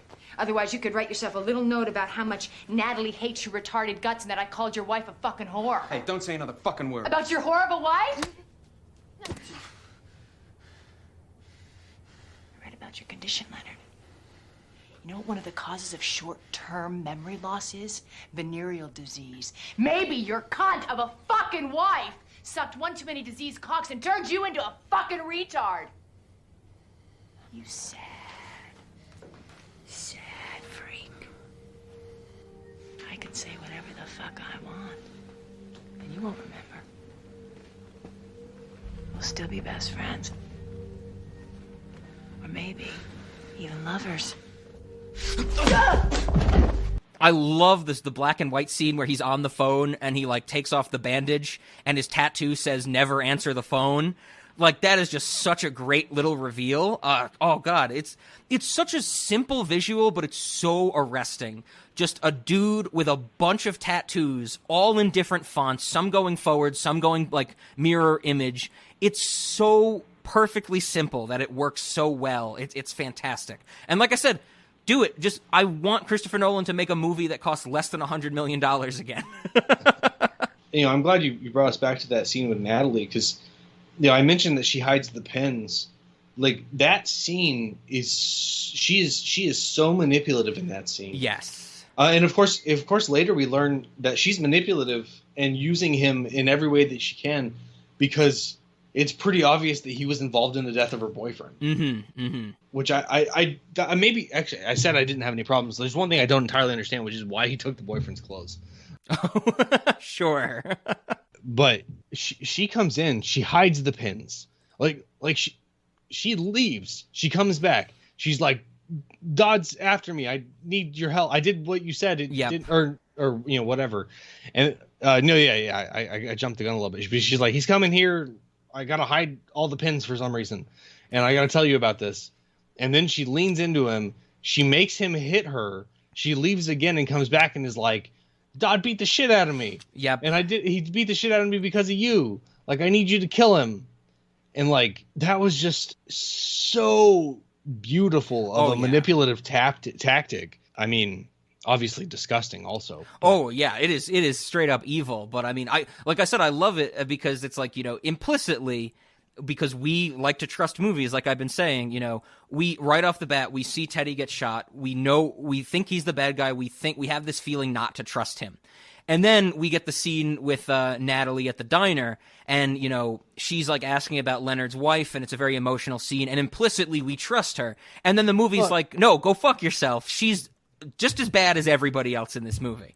She's maybe worse. Yeah. Yeah. Well, and like, so that was something that was interesting too. Is like the first time we see Natalie, she looks battered. So like, thoughts that come to mind are like, oh, she's in some kind of abusive relationship. Maybe Lenny intervened in that somehow just by chance, and that's how he got these cuts on his head that are here the whole time and never actually explained. So they set her up to be an incredibly sympathetic character. Yes. Or a character that you should have sympathy for, rather. And it is a complete misdirection. Mm-hmm, mm-hmm. As Bo Burnham would say, it is a rock hard misdirection. Oh yeah, it's fantastic. I even love the when she leaves and she's like, I'm going to use you and I'm telling you this because you won't remember. She goes and she like sits in her car and she just watches him because she knows that his memory will have reset when he like stops looking out at her. Like, it's such a nice little touch because it's like, I remember one of the first few times I watched this, I was like, how does she know when his memory is going to reset? Like, it doesn't seem to be on like a fixed timer, because all the color scenes are different lengths and there's definitely like certain things we don't see, like where he drives somewhere and stuff like that. But it's wonderful because he's freaking out. He's looking for a pen and he keeps looking at her just sitting in her car. Like, so she's going to know, based on the interaction they just had, and he's pissed at her, when he stops looking at her and like looks confused and doesn't know where he is, that's when she should make her move. And it's like, it's so wonderfully simple that they're able to like telegraph when he's going to reset type of thing. It's just, it's wonderful. So in that particular scene, I you brought up the event destroyers earlier, and I was kind of put in that same mindset of like, whenever she slams the car door, that's like triggering him to be in a different memory. Yes, like, yes. It's like, that is an event destroyer for him. He's like, oh, something new is happening. And Oh yeah, and they do that throughout the whole movie. There's some like this door slamming with the prostitute. When when Leonard first shows up in the boyfriend's car at the outside of the bar, like the door or the lid of the trash of the dumpster slams. Like there's definitely like certain noise or sound cues at the start and ends of every one of those color sequences. That is like, definitely what you're getting at, like some notion of like this reset type of thing, like something that like takes him back into reality or something like that. And whenever that first happened in the movie, I was like, oh shit, like her, because I had the thought, I was like, how long is this gonna last? Like, when does she know to come back in? And then when she slammed the door and it distracted him, I was like, oh fuck, like she might be able to force that to happen. Yeah. Oh yeah. Yep. And I thought that was pretty interesting. Oh yeah, yeah. It's so well done. It's so interesting. It's so compelling. Like we've been saying, it's just absolutely fantastic. And then, like I said, there's certain things that you can even think about in the movie that are also wildly interesting. Like I said, I love thinking about, well, what would happen if I went into my like bathroom and I heard like the shower, I heard someone in the shower, and then I got beat up by a naked man. That's a very interesting thing to think about, I also the end of as we are told the Sammy Jankis story. The end is absolutely horrific, like with the wife being like, it's time for my shot, Like, the wife has to sit there, and which we get to see, she's like just destroyed emotionally that, Sammy Jankis keeps giving her the shot, and she's just like, oh wow, like I'm gonna die and go into a coma. But then even further, imagine Sammy Jankis sees his wife in a coma, forgets about it, sees her in a coma again. Like, how long did it take for him to call somebody and be like, my wife needs help? Like, could you imagine, the wife, like, realizing that she's going to go into a coma or diabetic shock or whatever, and then the other side of it, this dude repeatedly seeing and not knowing why his wife is just laying there unresponsive. Like, that is horrifying. Yeah, and I mean, how many times did he just think she was asleep? Yeah. Like, could you imagine where it's like he's watching TV, looks over his wife, oh, she fell asleep, Then the next memory loop, he's like, oh, honey, blah, blah, blah. She doesn't say anything. He goes over and, like, she's unresponsive. He freaks out, forgets about it. And how many times that repeats and how many different things he could think. Like, that is like a Black Mirror episode in and of itself. It's just that, like, reliving the horrifying moment of not knowing why your wife is dead. Yeah, absolutely. And I guess Sammy Jankis, since he had this condition beforehand, he still to this day would not know his wife is dead. Yes, absolutely. Yeah, because what we get Sammy Jankis is like we get the shots of him in the mental institution, it seems. Yeah. And that's another great scene where I love when Leonard's saying something like, I looked at Sammy Jankis and I thought he was faking, or he wasn't being totally truthful. I thought he recognized. Exactly. I saw a glimmer of recognition. He says, then I realized that you fake it. People just fake it, yes. And I'm like, you're goddamn right, people just fake it. It's like everybody in the fucking world, like, somebody says something they're not familiar with, they will play it off as they are familiar with it, and try and fill in the gaps later. And that's exactly what you would do if you had this memory loss. Be like, oh, Sammy, you remember me? And he'd be like, yeah, it's like the Simpsons joke of where, like, Bart and Milhouse, Bart says, like, do you know what this means? And Milhouse goes, yeah, but you say it first. And it's like that. It's like that is human nature to a T, where we don't want to, like, show our shortcomings. We're so insecure, so we will just fake it till we make it type of thing. Oh, definitely. And I mean, there's a lot of room for that to become incredibly maladaptive for people. And that is human nature, to not want to appear stupid. Yes. Oh yeah, absolutely. Or maybe on a more basic level, and to not want to appear to be that kind of vulnerable. yeah, exactly. Yeah, there's the level of insecurity there. So I wanted to bring it up because I mentioned it, Black Mirror. One, I think it is worth mentioning that if you actually, like, read what professionals in the field of, like, neuroscience and memory say about this movie, back when it came out and still to this day, like, the experts are like, this is the best depiction of anterograde amnesia in film ever. Nice. And so, yeah, and it's so, like, actually well done. And then one of the ones they say is, like, the worst examples is the Adam Sandler movie 50 First Dates, which came out in, like, 2004 or 2006 or something. Yeah. They're like that is done for comedic effect. Like, there's not a lot of reality there, Where, like, here they're like, this really puts you in the mindset, like, with Leonard and with the Sammy Jankis story. Have you ever watched any of the Black Mirror episodes after Netflix bought it? Because we live near, we watched it when it was still on BBC. Yeah, I don't think so. Okay, so there is, I watched like the first Netflix season and I absolutely hated it, but there was one thing that always stood out to me as just one of the worst things I've ever seen. I don't remember the name of the episode, but it gets at memory. It gets at memory, and it gets to the idea of how memory is unreliable. And so the episode sets up that there is like this insurance person, or this person that works for an insurance company, and their job is like after an accident, they will go to witnesses with this machine that basically turns the witnesses' memories into a visualization. Like they can watch it on a TV screen. And this is like the new technology in insurance. It's Black Mirror, so there's always some weird technology, of course, and this is the new technology.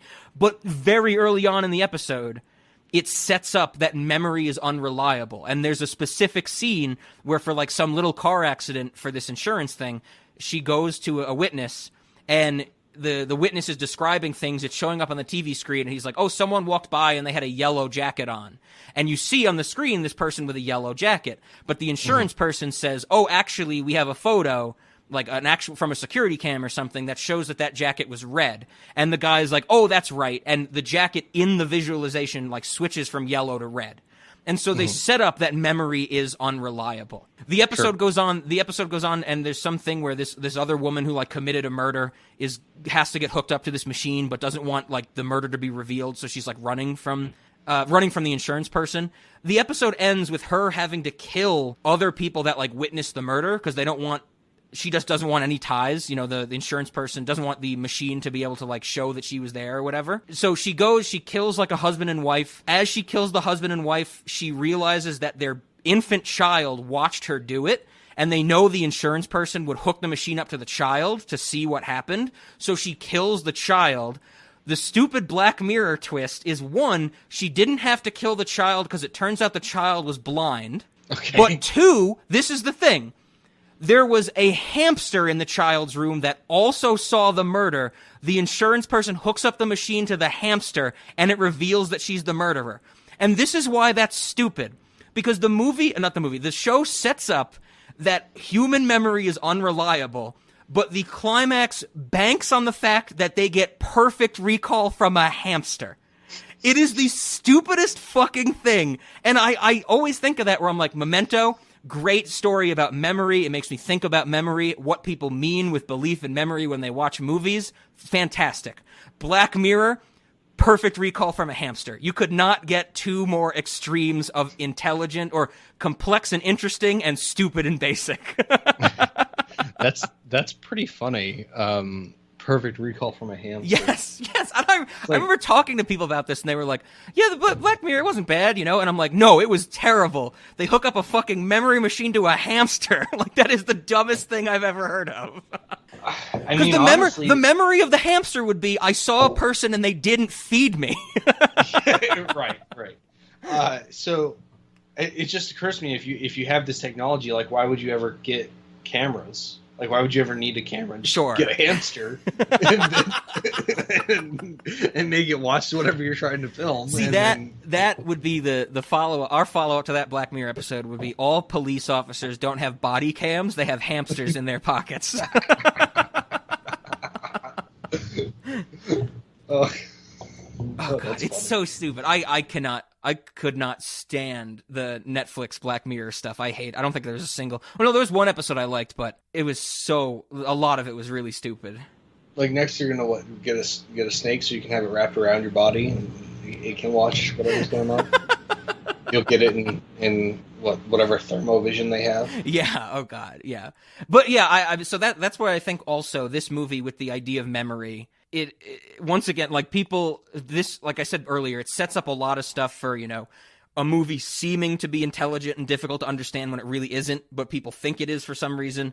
I also think this movie just gets at, you know, this movie has opened the doors for so much playing with memory that it's not done in a good way. You know, it's done for like stupid twists and stuff like that. And it just bothers me. Like like we said before, we are fine with twist endings. We have nothing inherently against them. You know, like we talked about in our Matchstick Men discussion. Like, that's a great twist, you know? Yeah. But I feel like there's just so many that are just like done for the sake of doing it. Like, isn't playing with your belief inherently interesting? And it's like, no, Not really. Like, it should be done for a purpose. Yeah, I mean, I'm with you. That's like M. Night Shyamalan's whole career, right?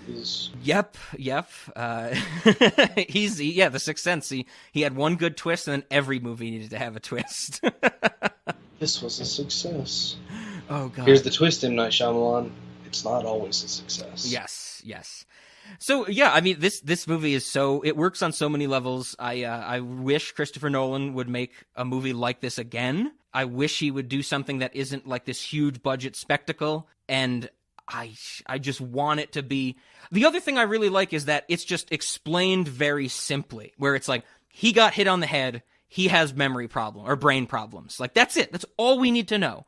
Where Christopher Nolan eventually becomes, oh, I need to explain in literal nonsense terms why things are moving backwards in Tenet. And it's like, nobody fucking cares. Like, just say things move backwards. We're gonna be on board with that. It's fine.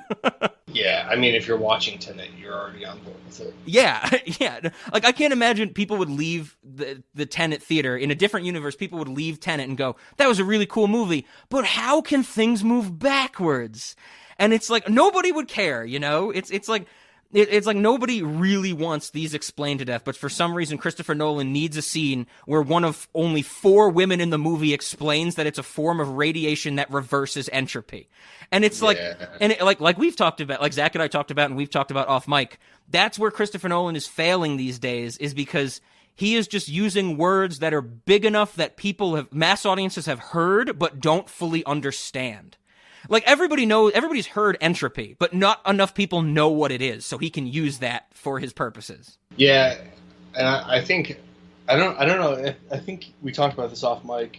The one problem that I thought was really dumb with his trying to explain things is, like, at some point they're talking about time actually moving backwards, and they have this thing where, like, hot stuff makes you cold or something. Yeah, yes. But the thing that they never address is the movement of light. Mm-hmm. Like, you should... I only have been able to see, sunlight, probably? Because that's what would have been going forward and then to be going backwards. Yep.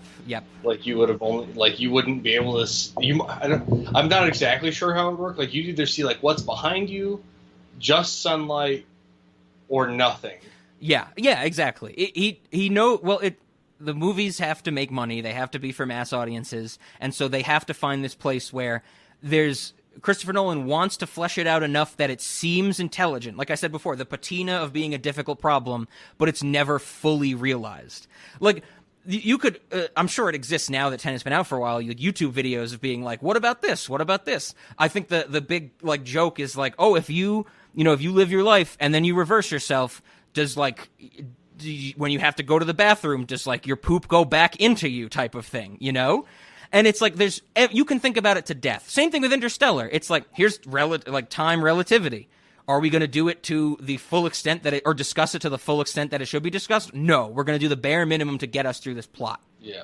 And it's just, that's fine. I know that movies have to do that. You can't, if you explain everything, it becomes a documentary, and that's not good for the narrative structure of any movie, any sci-fi movie. But I would rather less explanation than more. Sure. No, and that's what I was going to say, is that you've kind of hit the nail on the head. It's like, they're giving you just enough like, what's the saying? Like, you give them enough rope to hang themselves with? Like, they're giving you just enough explanation for you to know that they don't know what the fuck they're talking about. Yeah, exactly. And I think that exact reason is why I appreciate Tenet more than Interstellar, is because they're both absolute nonsense, but at least in Tenet, he's describing something that isn't real. Like, sure. I can forgive him for that. Like reverse entropy is nonsense, but it makes sense in terms of a sci-fi story because that actually isn't a thing. Yeah. The nonsense that they do with, like, relativity, that is a thing. So I have more of an issue with it, you know? It's like why I like Inception, too. There's no fucking dream machine in the real world. So I'm fine with him trying to explain that because I know it has to be sci-fi. Like, this Memento would suck if there was some bullshit half-ass explanation about, like, when his memory resets or what things he can or cannot condition himself with and stuff like that. But that's why I want less explanation. Just say, he got hit on the head, brain problems. These are how the brain problems manifest themselves. Done. Here's the actual story. That's all I want. He's the memory man. Yeah. Or the not memory man. Yeah. You're the memory guy. Yeah, exactly. I did find that strange. So like, oh, you're the memory guy. It's like, you mean the no memory guy. Oh yeah. No, but I mean, I wish he would do more movies like this. It's because it's good. It's fun. It's compelling, and I think he has kept some of his. He still is able to put a movie together, like making it compelling. Like I still love Inception. Inception is probably my favorite movie of his because he puts so much work. Like you have to watch an hour and 45 minutes just to make like 3 seconds of a van falling off a bridge interesting. And I love that. Like inherently, a van falling off a bridge in slow motion is boring as shit. But he puts so much work in to be like, oh my God, it's falling. And I love that. And Tenet as well. Like, Tenet is just a wonderful thing to look at. Like, when everything's fucking going backwards and you have no idea what's going on in that red-blue room scene with the temporal pincer movement, and you're hearing voices going forwards and backwards, I'm like, I have no fucking idea what's happening, but I am so on board because it looks and sounds cool. Like, he can do that. But once you start to think about it more of his modern movies, you're like, well, no, there's a lot of nonsense here. Like you said with this movie's almost perfect. Like, you can think about it, and it all works on every level. I want more. I want more of that.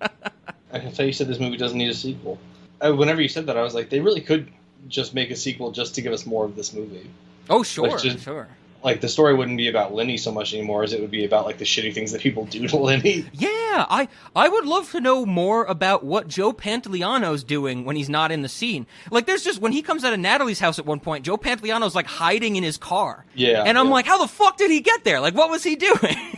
Yeah, From what we get, like, from Natalie, Teddy's some guy that Jimmy met at the bar or whatever. Yeah. Like, I want to know more about how Teddy got into Lenny's life.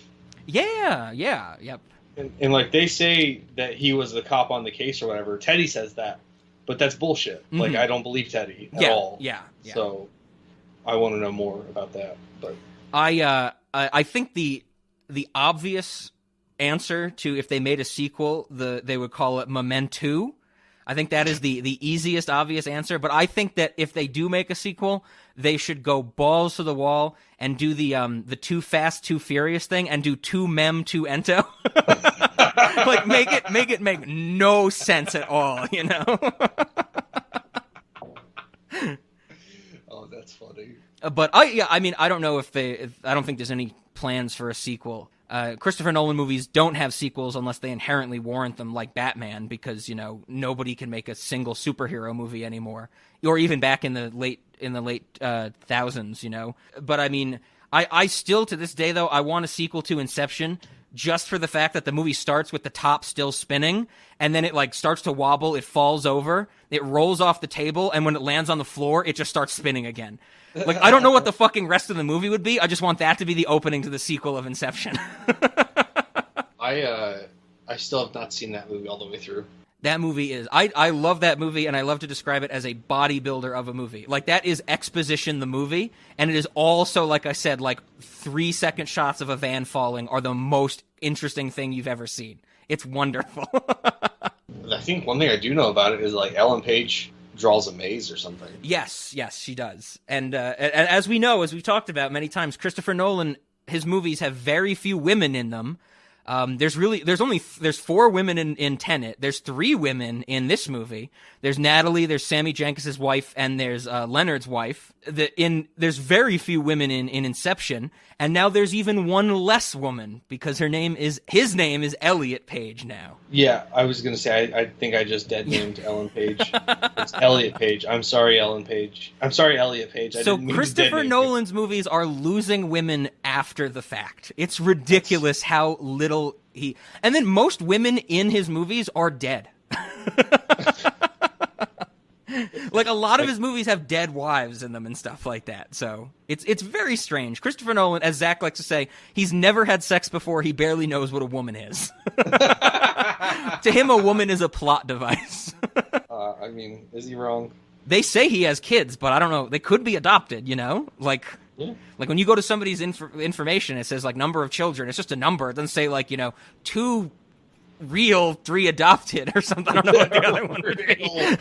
That's offensive to adopted children. It's biological. So yeah, I mean, we don't know, but yeah, I mean, I can't wait to see what Christopher Nolan does next. Have you seen the Batman trilogy? His Batman trilogy? Have you seen all of them? Okay. I have. And then Insomnia, Prestige, Dunkirk. That JGL was I think his Robin was in his name. I hated that. Yeah, that's the end of that movie is where he says his name to some like worker, and they're like, "Oh, you're not in the system," and he goes like, "Try my real name, Robin," or he doesn't say. They're like, "Try my real name," and he hands over his driver's license or whatever, and the woman's like, "Oh, I like that name. You should use it more often. It's Robin," and it's just like, I'm like, I don't care. People give the third Batman, the Bane one, the Dark Knight Rises, a lot of hate, but what people need to realize is he did not want to make that movie. Like, when Heath Ledger was dead, he was like, if there was a third movie, it would have had the Joker in it. And then when Heath Ledger died, he was like, I do not want to make this movie. And Warner Brothers was like, you stupid motherfucker. The Dark Knight was the biggest comic book movie in existence at the time. There needs to be another one, I like Bane, though, You're a big guy. For you. But yeah, Christopher Nolan, he's an interesting filmmaker. I don't know if there's any other movies of his we'd ever... I mean, I'd love to talk about The Prestige one day. That's a good movie. And I like Insomnia more than most people. But unless you had any other thing specifically about the movie, there was some other things I wanted to point out. Because I've always known about this, that this movie, the idea for this movie is based on a pitch from Christopher Nolan's brother, Jonathan, that he actually turned into a short story. And the short story got published after the movie came out, but it was like he was writing it and shared it with Christopher Nolan like before this movie was made. So technically the short story is the inspiration for the movie. The short story is called Memento Mori. I had never read it, but I read it last night before this recording. It's not bad. It's not very long. Since it's a short story, it's not as fleshed out as the movie. But it does take it in a different direction. Okay. The short story is just from the perspective of the main character, who's named Earl in the story, and him like going through the instances of having his memory reset, but it's not in kind of like one narrative. It takes place through wildly different times.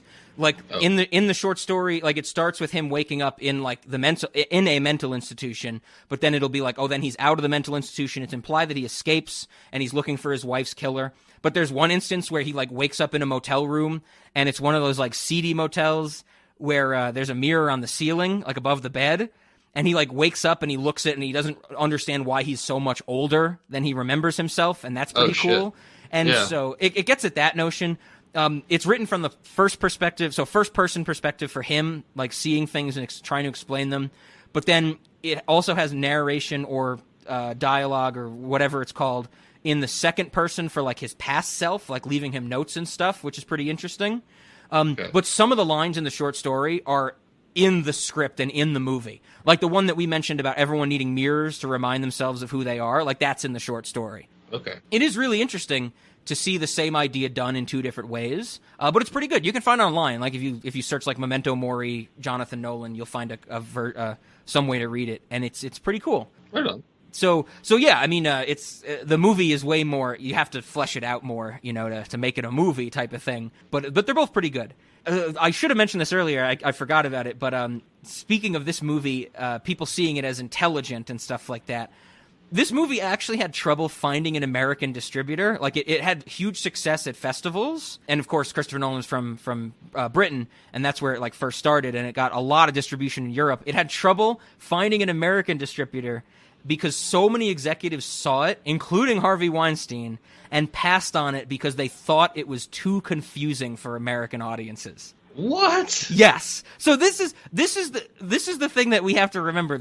That's the state of the film industry at the early 2000s. That studio executives are like, this is not going to get an audience because it's too confusing. Oh, and as we described earlier, this is not confusing. It's the patina of being a difficult problem or a challenging watch. And it is the furthest thing from that. That's crazy. But then of course, the legend goes is that eventually Newmarket picks it up. They distribute it in America. It makes so much goddamn money in America. It's ridiculous. It launches Christopher Nolan worldwide. The legend is that after it got so much success, Harvey Weinstein tried to buy it from Newmarket because he knew he fucked up. And they were like, no, this is the only thing that's keeping us alive right now. And the last thing I want to mention, because I always have to mention it, the original Blu-ray release for this movie was in 2006 on Ben Affleck's birthday. Very nice.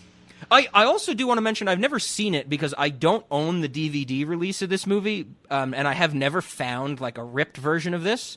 But apparently on the DVD version as a special feature that it has some, it's infamous, the DVD, for being so confusing to navigate.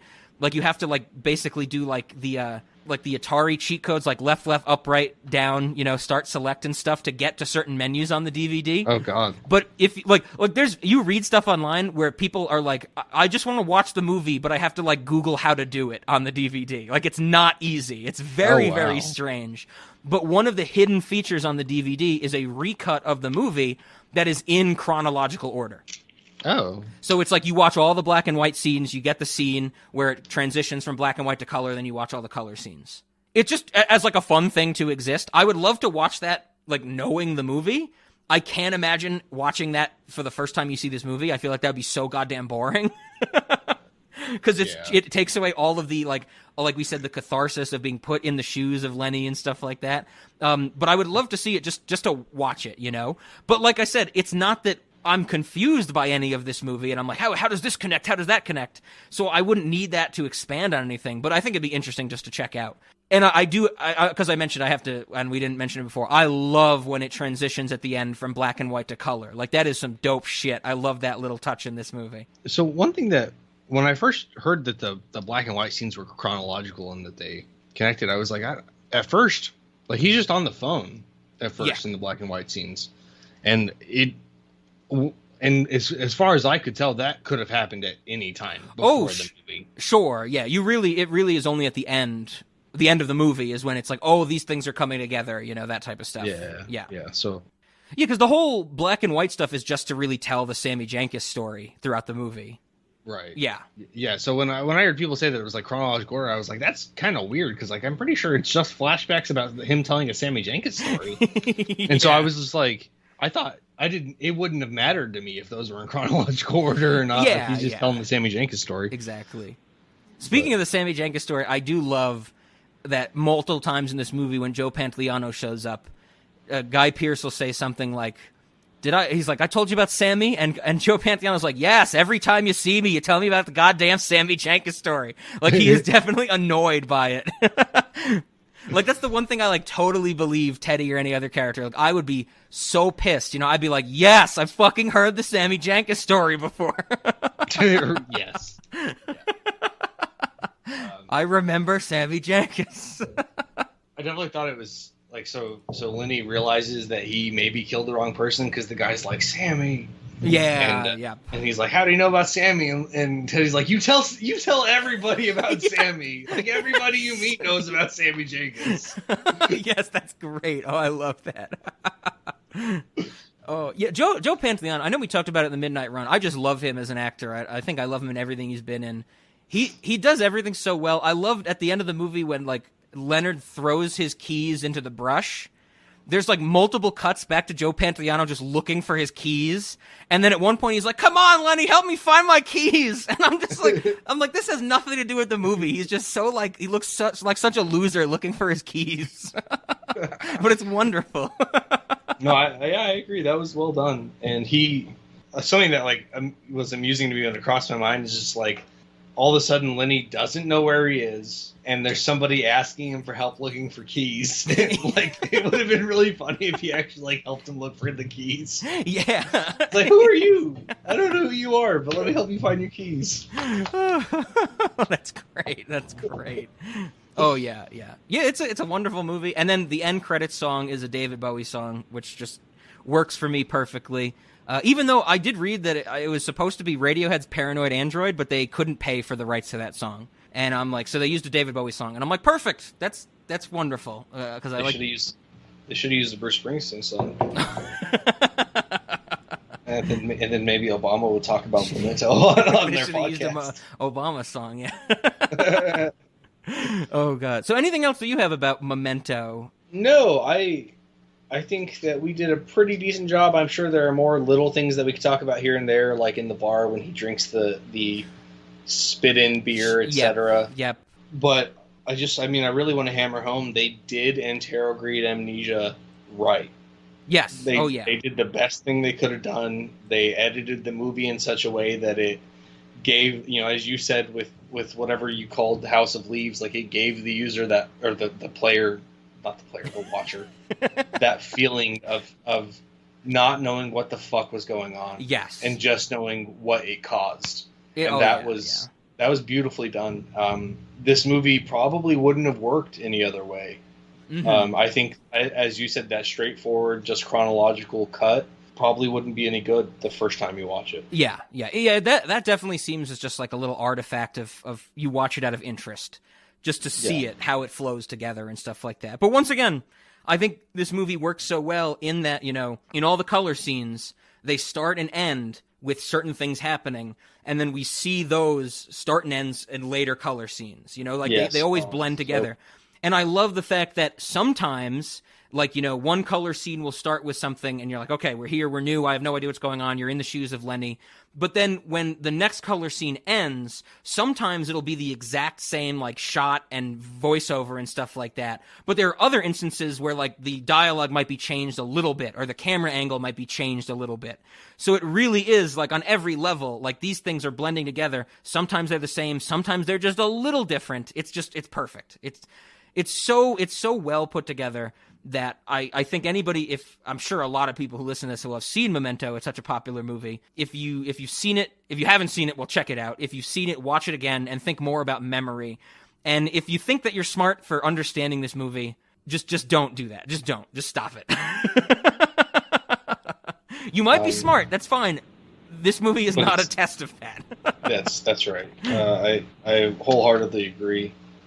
You might be smart. Yes. You might not be. This movie is not an indication of that, They're unrelated things. Yes. At best it means your IQ is above 85 or something. We don't know that much about your intelligence based on whether you got this. I mentioned earlier, that I'm sure there's people who watch this and are confused by it. I would love to see a sketch in a comedy thing where people finish watching Memento and there's one person who's like, I didn't get it. What was that movie about? And then someone says well, Sammy Jankis, that whole story, and they're trying to explain the movie, and the person's like, who's Sammy Jankis? I don't remember. Who was that in the movie? And be like, you literally missed the whole point of the movie if you watch it and don't remember Sammy Jankis. Yeah, you have to remember Sammy Jankis. It's tattooed on his hand. Yes. He tries to wash it off. Yeah. Oh, and so speaking of sketches, I said to Ben before we started recording I was going to have to mention it. Kroll Show is a fantastic sketch comedy show. If you've never seen it, I think it's on it's on CBS All Access. But by the time this comes out, I think CBS All Access will now be Paramount Plus. I don't know if you've heard about that, Ben. It's the state of everything sucks right now. We got Obama and Springsteen doing podcasts. We got CBS turning into Paramount Plus. Who fucking knows what's going on in 2021? I think it's time to start pirating again.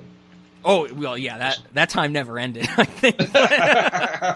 But the Kroll Show is great, and they do reference Memento a good bit, because I think Kroll Show was 2006 when it started, and so Memento was still in the zeitgeist because that movie never really went away as Christopher Nolan got bigger and bigger with the Batman stuff. But there is a recurring segment on Kroll Show called Too Much Tuna, where it's two old guys on their own little local cable access channel. And what they do is they will invite somebody to a diner, and then as they're there at the diner for whatever reason, they'll have the waitstaff bring over a sandwich that is just covered in tuna. Like, it is a comical, like, it's like piece of bread, a mound of tuna. You can't even see the bottom piece of bread. And then, like, another piece of bread on top that's just, like, tilted. Like, there's so much tuna, it's like, it's not a sandwich. Like, you can't pick it up, that type of thing. And so the two old men think it's hilarious. And they try and get the other person to say, like, what is that? It's too much tuna. Like, that's their prank show type of thing. The two old men, I know you'll appreciate it, but it's Nick Kroll and John Mulaney are the two old men. Oh, and nice. so you have John Mulaney doing, like, his fucking wonderful shtick of, like, old Jewish dude, you know? And so there's one segment of Too Much Tuna that I love where it's set up where they're at the diner and they have this British woman there, and it's clear that they have her in from Britain to be, like, interviewing for a nanny job. And so she's there, and like, it's revealed throughout the sketch that there is no nanny job, that she's there literally just for them to prank her with too much tuna. And so, like, the tuna sandwich comes out, and they're, like, trying to get her to go to, and like that. And the thing they always do, which is hilarious, is the tuna sandwich comes out, and they're like, why'd you order that? That's too much tuna. Why would anybody order that? You can't eat that much tuna. And there's a few sketches where they, like, get, like, John Mulaney be like, you stupid fucking idiot. That's too much fucking tuna, you asshole. Like, he gets really angry about it. But in the segment, the realization of the woman sets in where she's like, wait, so what about the nanny job? And they just keep talking about the tuna. And she keeps saying, so there's no children? Like, I flew all the way over here for nothing? Like, I spent all this money, I left a job for nothing? And at a certain point, she says it like 3 or 4 times. John Mulaney goes, do you have fucking Memento disease? There's no children. You are on a prank show. There's too much tuna. And it is the funniest fucking thing. Because I love, he's like, do you have fucking Memento disease? I will put the clip in because it is so goddamn good. Must have seen our ad Yes. looking for a nanny. Yes. Flown here for the job interview. You've got 3 boys, and you're looking for a nanny. Uh-huh. And I'm a nanny, and here I am. Yeah, we remember. So I just... Little did you know that you would be pranked with too much tuna. So tell us about yourself. Well, I've been working for 10 years as a... Oh, what is this? What did you order? What has been placed in What did front you of do? you? I'm sorry, I don't... You've been pranked. Look at that. Yeah. Now, wouldn't you say that is? So they're not coming, the children? Who? The kids? What kids? Oh, the fake ad. No, there's no kids. No kids. Nope. There's one baby here. That guy right there. I don't even like tuna, and you What's- made me fly all the way over here from London. Why didn't you take the boat? Yeah, I thought you were gonna take a liner. So there's no job, and there's no children, and... May I ask you a question? And I don't mean to be rude. Do you have f***ing Memento disease? Because every 2 minutes, is there a job? Is there kids? There's no kids, there's no job. There's too much tuna. You're on a prank show. Right. Would you sign a release? So there was a while afterwards I would just say to people, like, do you have fucking Memento disease? Oh, remember Sammy Jankis. Okay, with that being said, are you ready for our questions, Ben? I am. Okay. Let's answer questions. So for Cinemodities, I'm gonna say, oh yeah, I think definitely. I think there's no other movie that makes me so invested in it or puts me in the shoes of the person. Because I think our audience knows it, Ben knows it. I do not get emotionally attached to movies, like, at all. Like, I'm a very like a distant person when it comes to movies. Like, I definitely see them as the facade and things like that they are. But I still love them, of course, even though I think if you listen to this podcast, I end up hating them more often than not. But this movie is the best. There's nothing quite like it where I am just invested, as you said at the start, in this movie and what's going on. It is just, it puts me there and I feel like I'm in it. And the thing that even makes it odd for me is that I feel this way after watching it so many times. Like, that's how good it is at doing that, is that I know what's happening. I know the whole goddamn story, but every single time when, like we mentioned, that scene when his memory loop restarts and he's like running and he's like, okay, what am I doing? I'm chasing this guy. No, he's chasing me. I know that scene in and out, but I am there in that scene every single time it happens. And that is so difficult to do for a movie for me. So, oh yeah.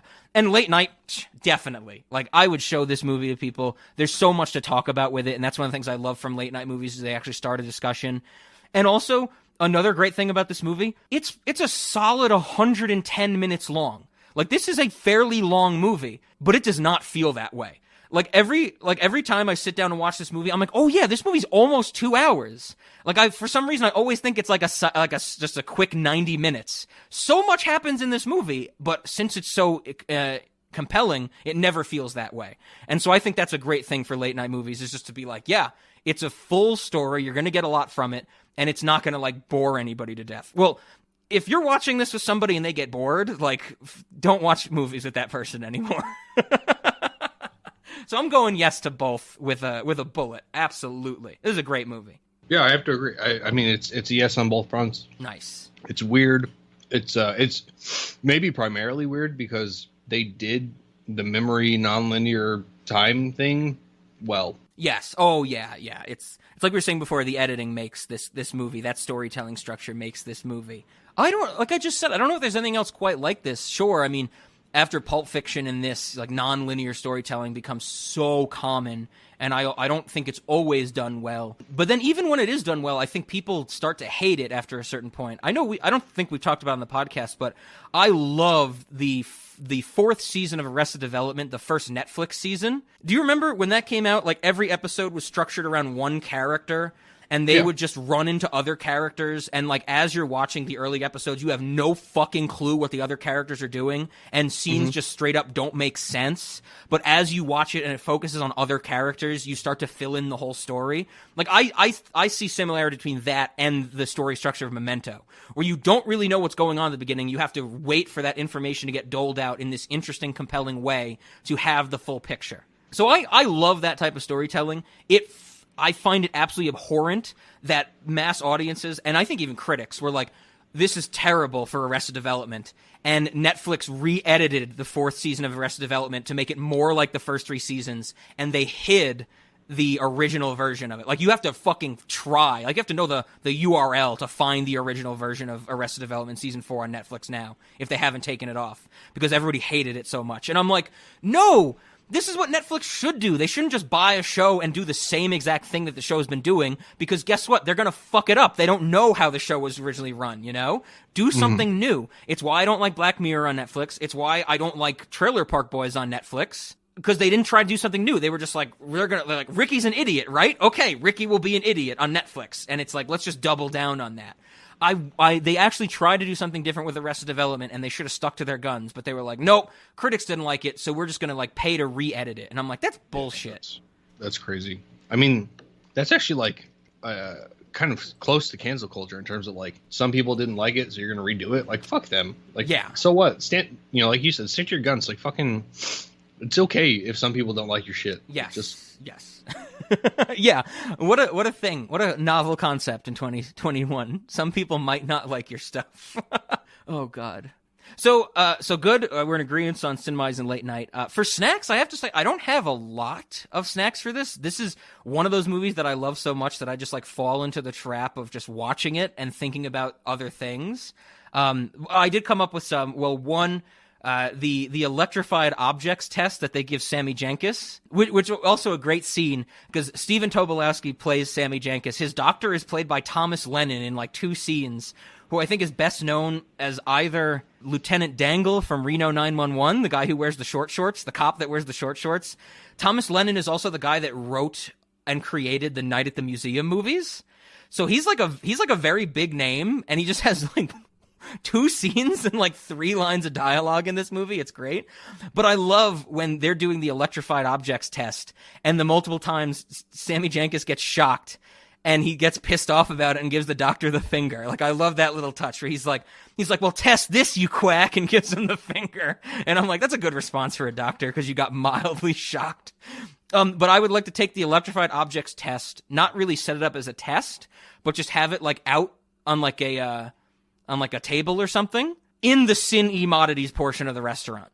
So like little kids can just go over and be like, oh, look at this block. And they pick it up and they get shocked. And, we'll see if the kids like learn not to to touch it or anything like that.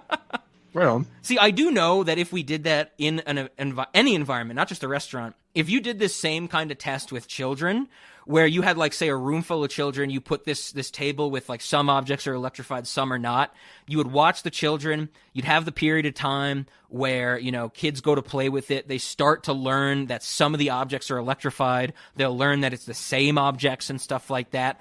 I would bet, my hypothesis would be that after a while, the kids that knew which objects were electrified would start to prank or convince other children to touch the electrified objects. Like, that is my 100% hypothesis, that they'd be like, oh, go, like, one little kid to the other little kid would be like, go grab the triangle block, you know, just to see them get shocked and laugh at them. 100% humans would do that. Yeah. It's like the Cinemodities version of the marshmallow test or something, you know? Have you heard that? They give the kid the marshmallow and they say, like, either you can eat this now, like, they're like, the adult is like, I'm going to give you this marshmallow and I'm going to leave the room. Either you can eat it now, but if I come back and you haven't eaten it, I'll give you another marshmallow. And it's a test on, like, humans and instant gratification and, like, can humans delay pleasure and stuff like that. And it's a very basic experiment, but I always love the fact that when they do this to kids, there are some kids that will eat a certain part of the marshmallow and then try and hide the part they've eaten so it looks like there's still a whole marshmallow there. And I'm like, that's the fucking reason you do that test. The capacity for humans to lie about things. Definitely. So yeah, we would do that. That's our test in the Cinemodities portion of the restaurant. I actually don't have any snacks. The only thing I have was we should have a tattoo parlor in the restaurant, but it should be only through, like, the prison tat apparatus that you get a tattoo. Because we see Leonard do the needle on the pen and he heats it up. He basically gives himself a prison tattoo. There's probably a more formal name for, like, a homemade DIY tattoo, but I just know it as a prison tattoo. So we have a prison tattoo parlor in the restaurant. I'm with you. I would definitely like to get the tattoo I like the most, I think, is the never answer the phone one in this movie. Like, the way the font is, where it looks like 50s sci-fi B-movie font, like, you know, Attack of the Aliens from Mars. You know, it's got that convexity to it and those big block letters. Like, I love that look of it. That'd also be great to have on your arm. Be like, what's your tattoo say? Never answer the phone. And it's like, so that's why you won't pick up when I call you. Those are the only two I had. So what do you got? It's not food, but I think that we should choose customers at random when they enter. And then when they sit down, just bring them some item off the menu and act as if they had already ordered. Okay, I like that. Be like, I didn't order this. Be like, what do you mean? You did for me, like, you know, 15 minutes ago. What do you have, Memento disease? And then, I mean, we might as well have too much tuna also. Sure. I'm sure I've suggested that somewhere along the lines because I love that sketch so much. Too much tuna. There's one sketch of that in Kroll's show where they, like, do it. One of them's in a hospital. Like, one of the old men is in a hospital for some reason. They do it to a doctor in the hospital. Like, they're not even a diner. They somehow get the tuna sandwich to the hospital. It's a great show. Kroll's show is fantastic. Everybody check it out. I don't know if I have anything else really.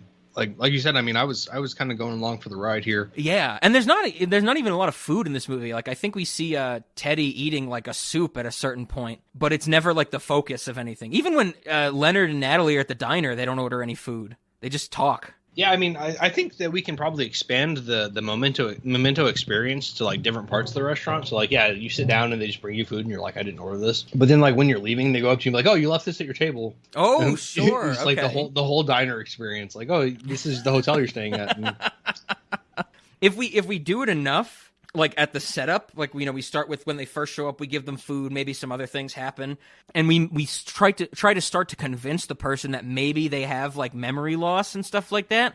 Right. All in the effort of trying to get them to pay multiple times. Okay. Like, sure. And then that could be like an employee of the month type of competition. Like, how many times can you get one customer or party to pay?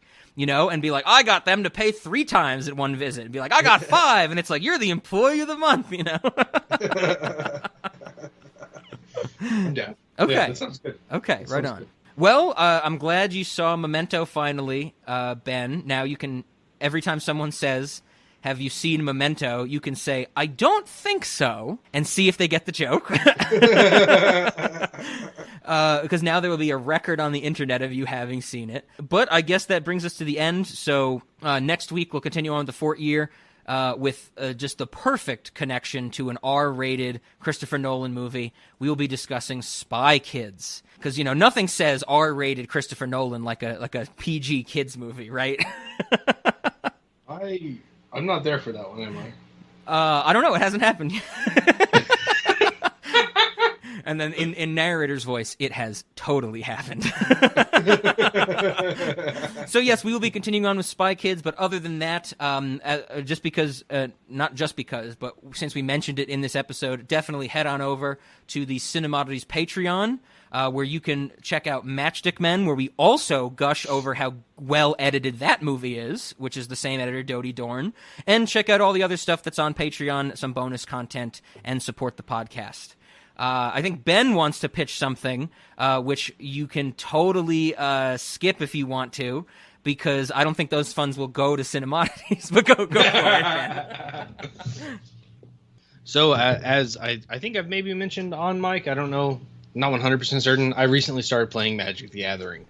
And while playing, you know, you have to track your life, and I was using apps that might work as a different level joke. It's like when you're playing Magic the Gathering, you have to track your life, and it's like somebody hearing that be like, yes, you should think about your life when you're playing a card game. So I use some of the different apps that are out there to do this, and me and my group, we play Commander format, and one of the big problems I had is that there were very limited options in terms of tracking commander damage. And if you have a deck that's built around dealing commander damage and your app isn't letting you track it right, you got problems. Like, that's going to be an upsetting situation for you. So I made an app, and I think it is the most customizable game tracking app that exists in terms of tracking Magic or other trading card games. And I'm a little bit biased, but I think it's also probably the best app that exists. Just a little bit biased. some of the things that it does allow you to track is like each player can create a commander damage counter on your player's card. So you have buttons that are attached and they are colored the same as the opponent's card for their commander. You have your own commander damage button that is on your card because people can take control of your commander and deal commander damage to you with it. And those all have to be tracked separately. Furthermore, you are actually allowed to create multiple commander damage tokens for yourself. So if you have partner commanders, you can track those as well. They match the color of your player card, and they have a trim that is a color from one of the 5 mana colors that you can pick. And that is all stored and saved, and those preferences will never get erased.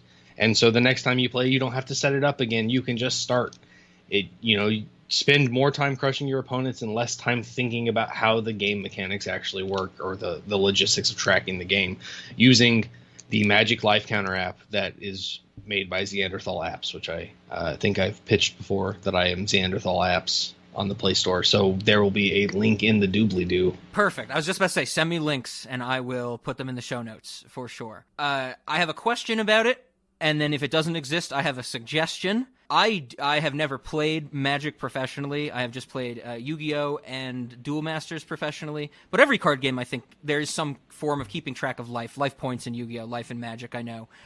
Does your app have a history?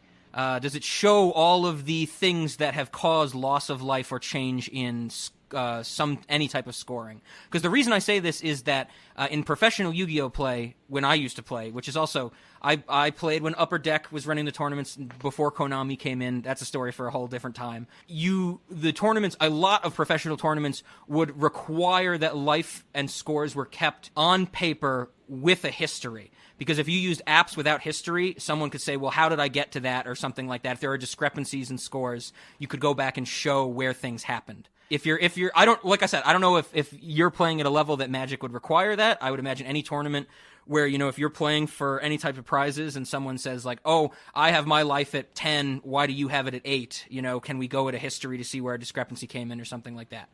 Yeah, so I'm glad you brought that up. That actually is literally the next thing that I intend to work on today. Wonderful. Is game state tracking. So what the game state tracking will do is it will actually display the values of all of the different counters, all of the different statuses and life totals, and it will update. Essentially, the way I'm planning to do it is when a user presses a button, a timer is going to start. Mm-hmm. Every time the user presses a button, that timer will restart unless it has already expired. That timer is going to last for something like 10 to 15 seconds.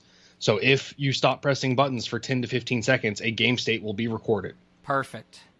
And then in the app, I intend to enable the user to actually look at that history while they're in the game and click on one of those points and actually revert the game to that state. Right on. That's what it needs, I think, because I think this is a perfect cap to this episode because you don't want your scores in any competitive game to have to come down or rely on people's memories. You would like a record of them. So perfect, Fen. I fully support this app now. So I'll be sending Rob some links. Check them out. And Cinema Audience, I do have, it is not a free app.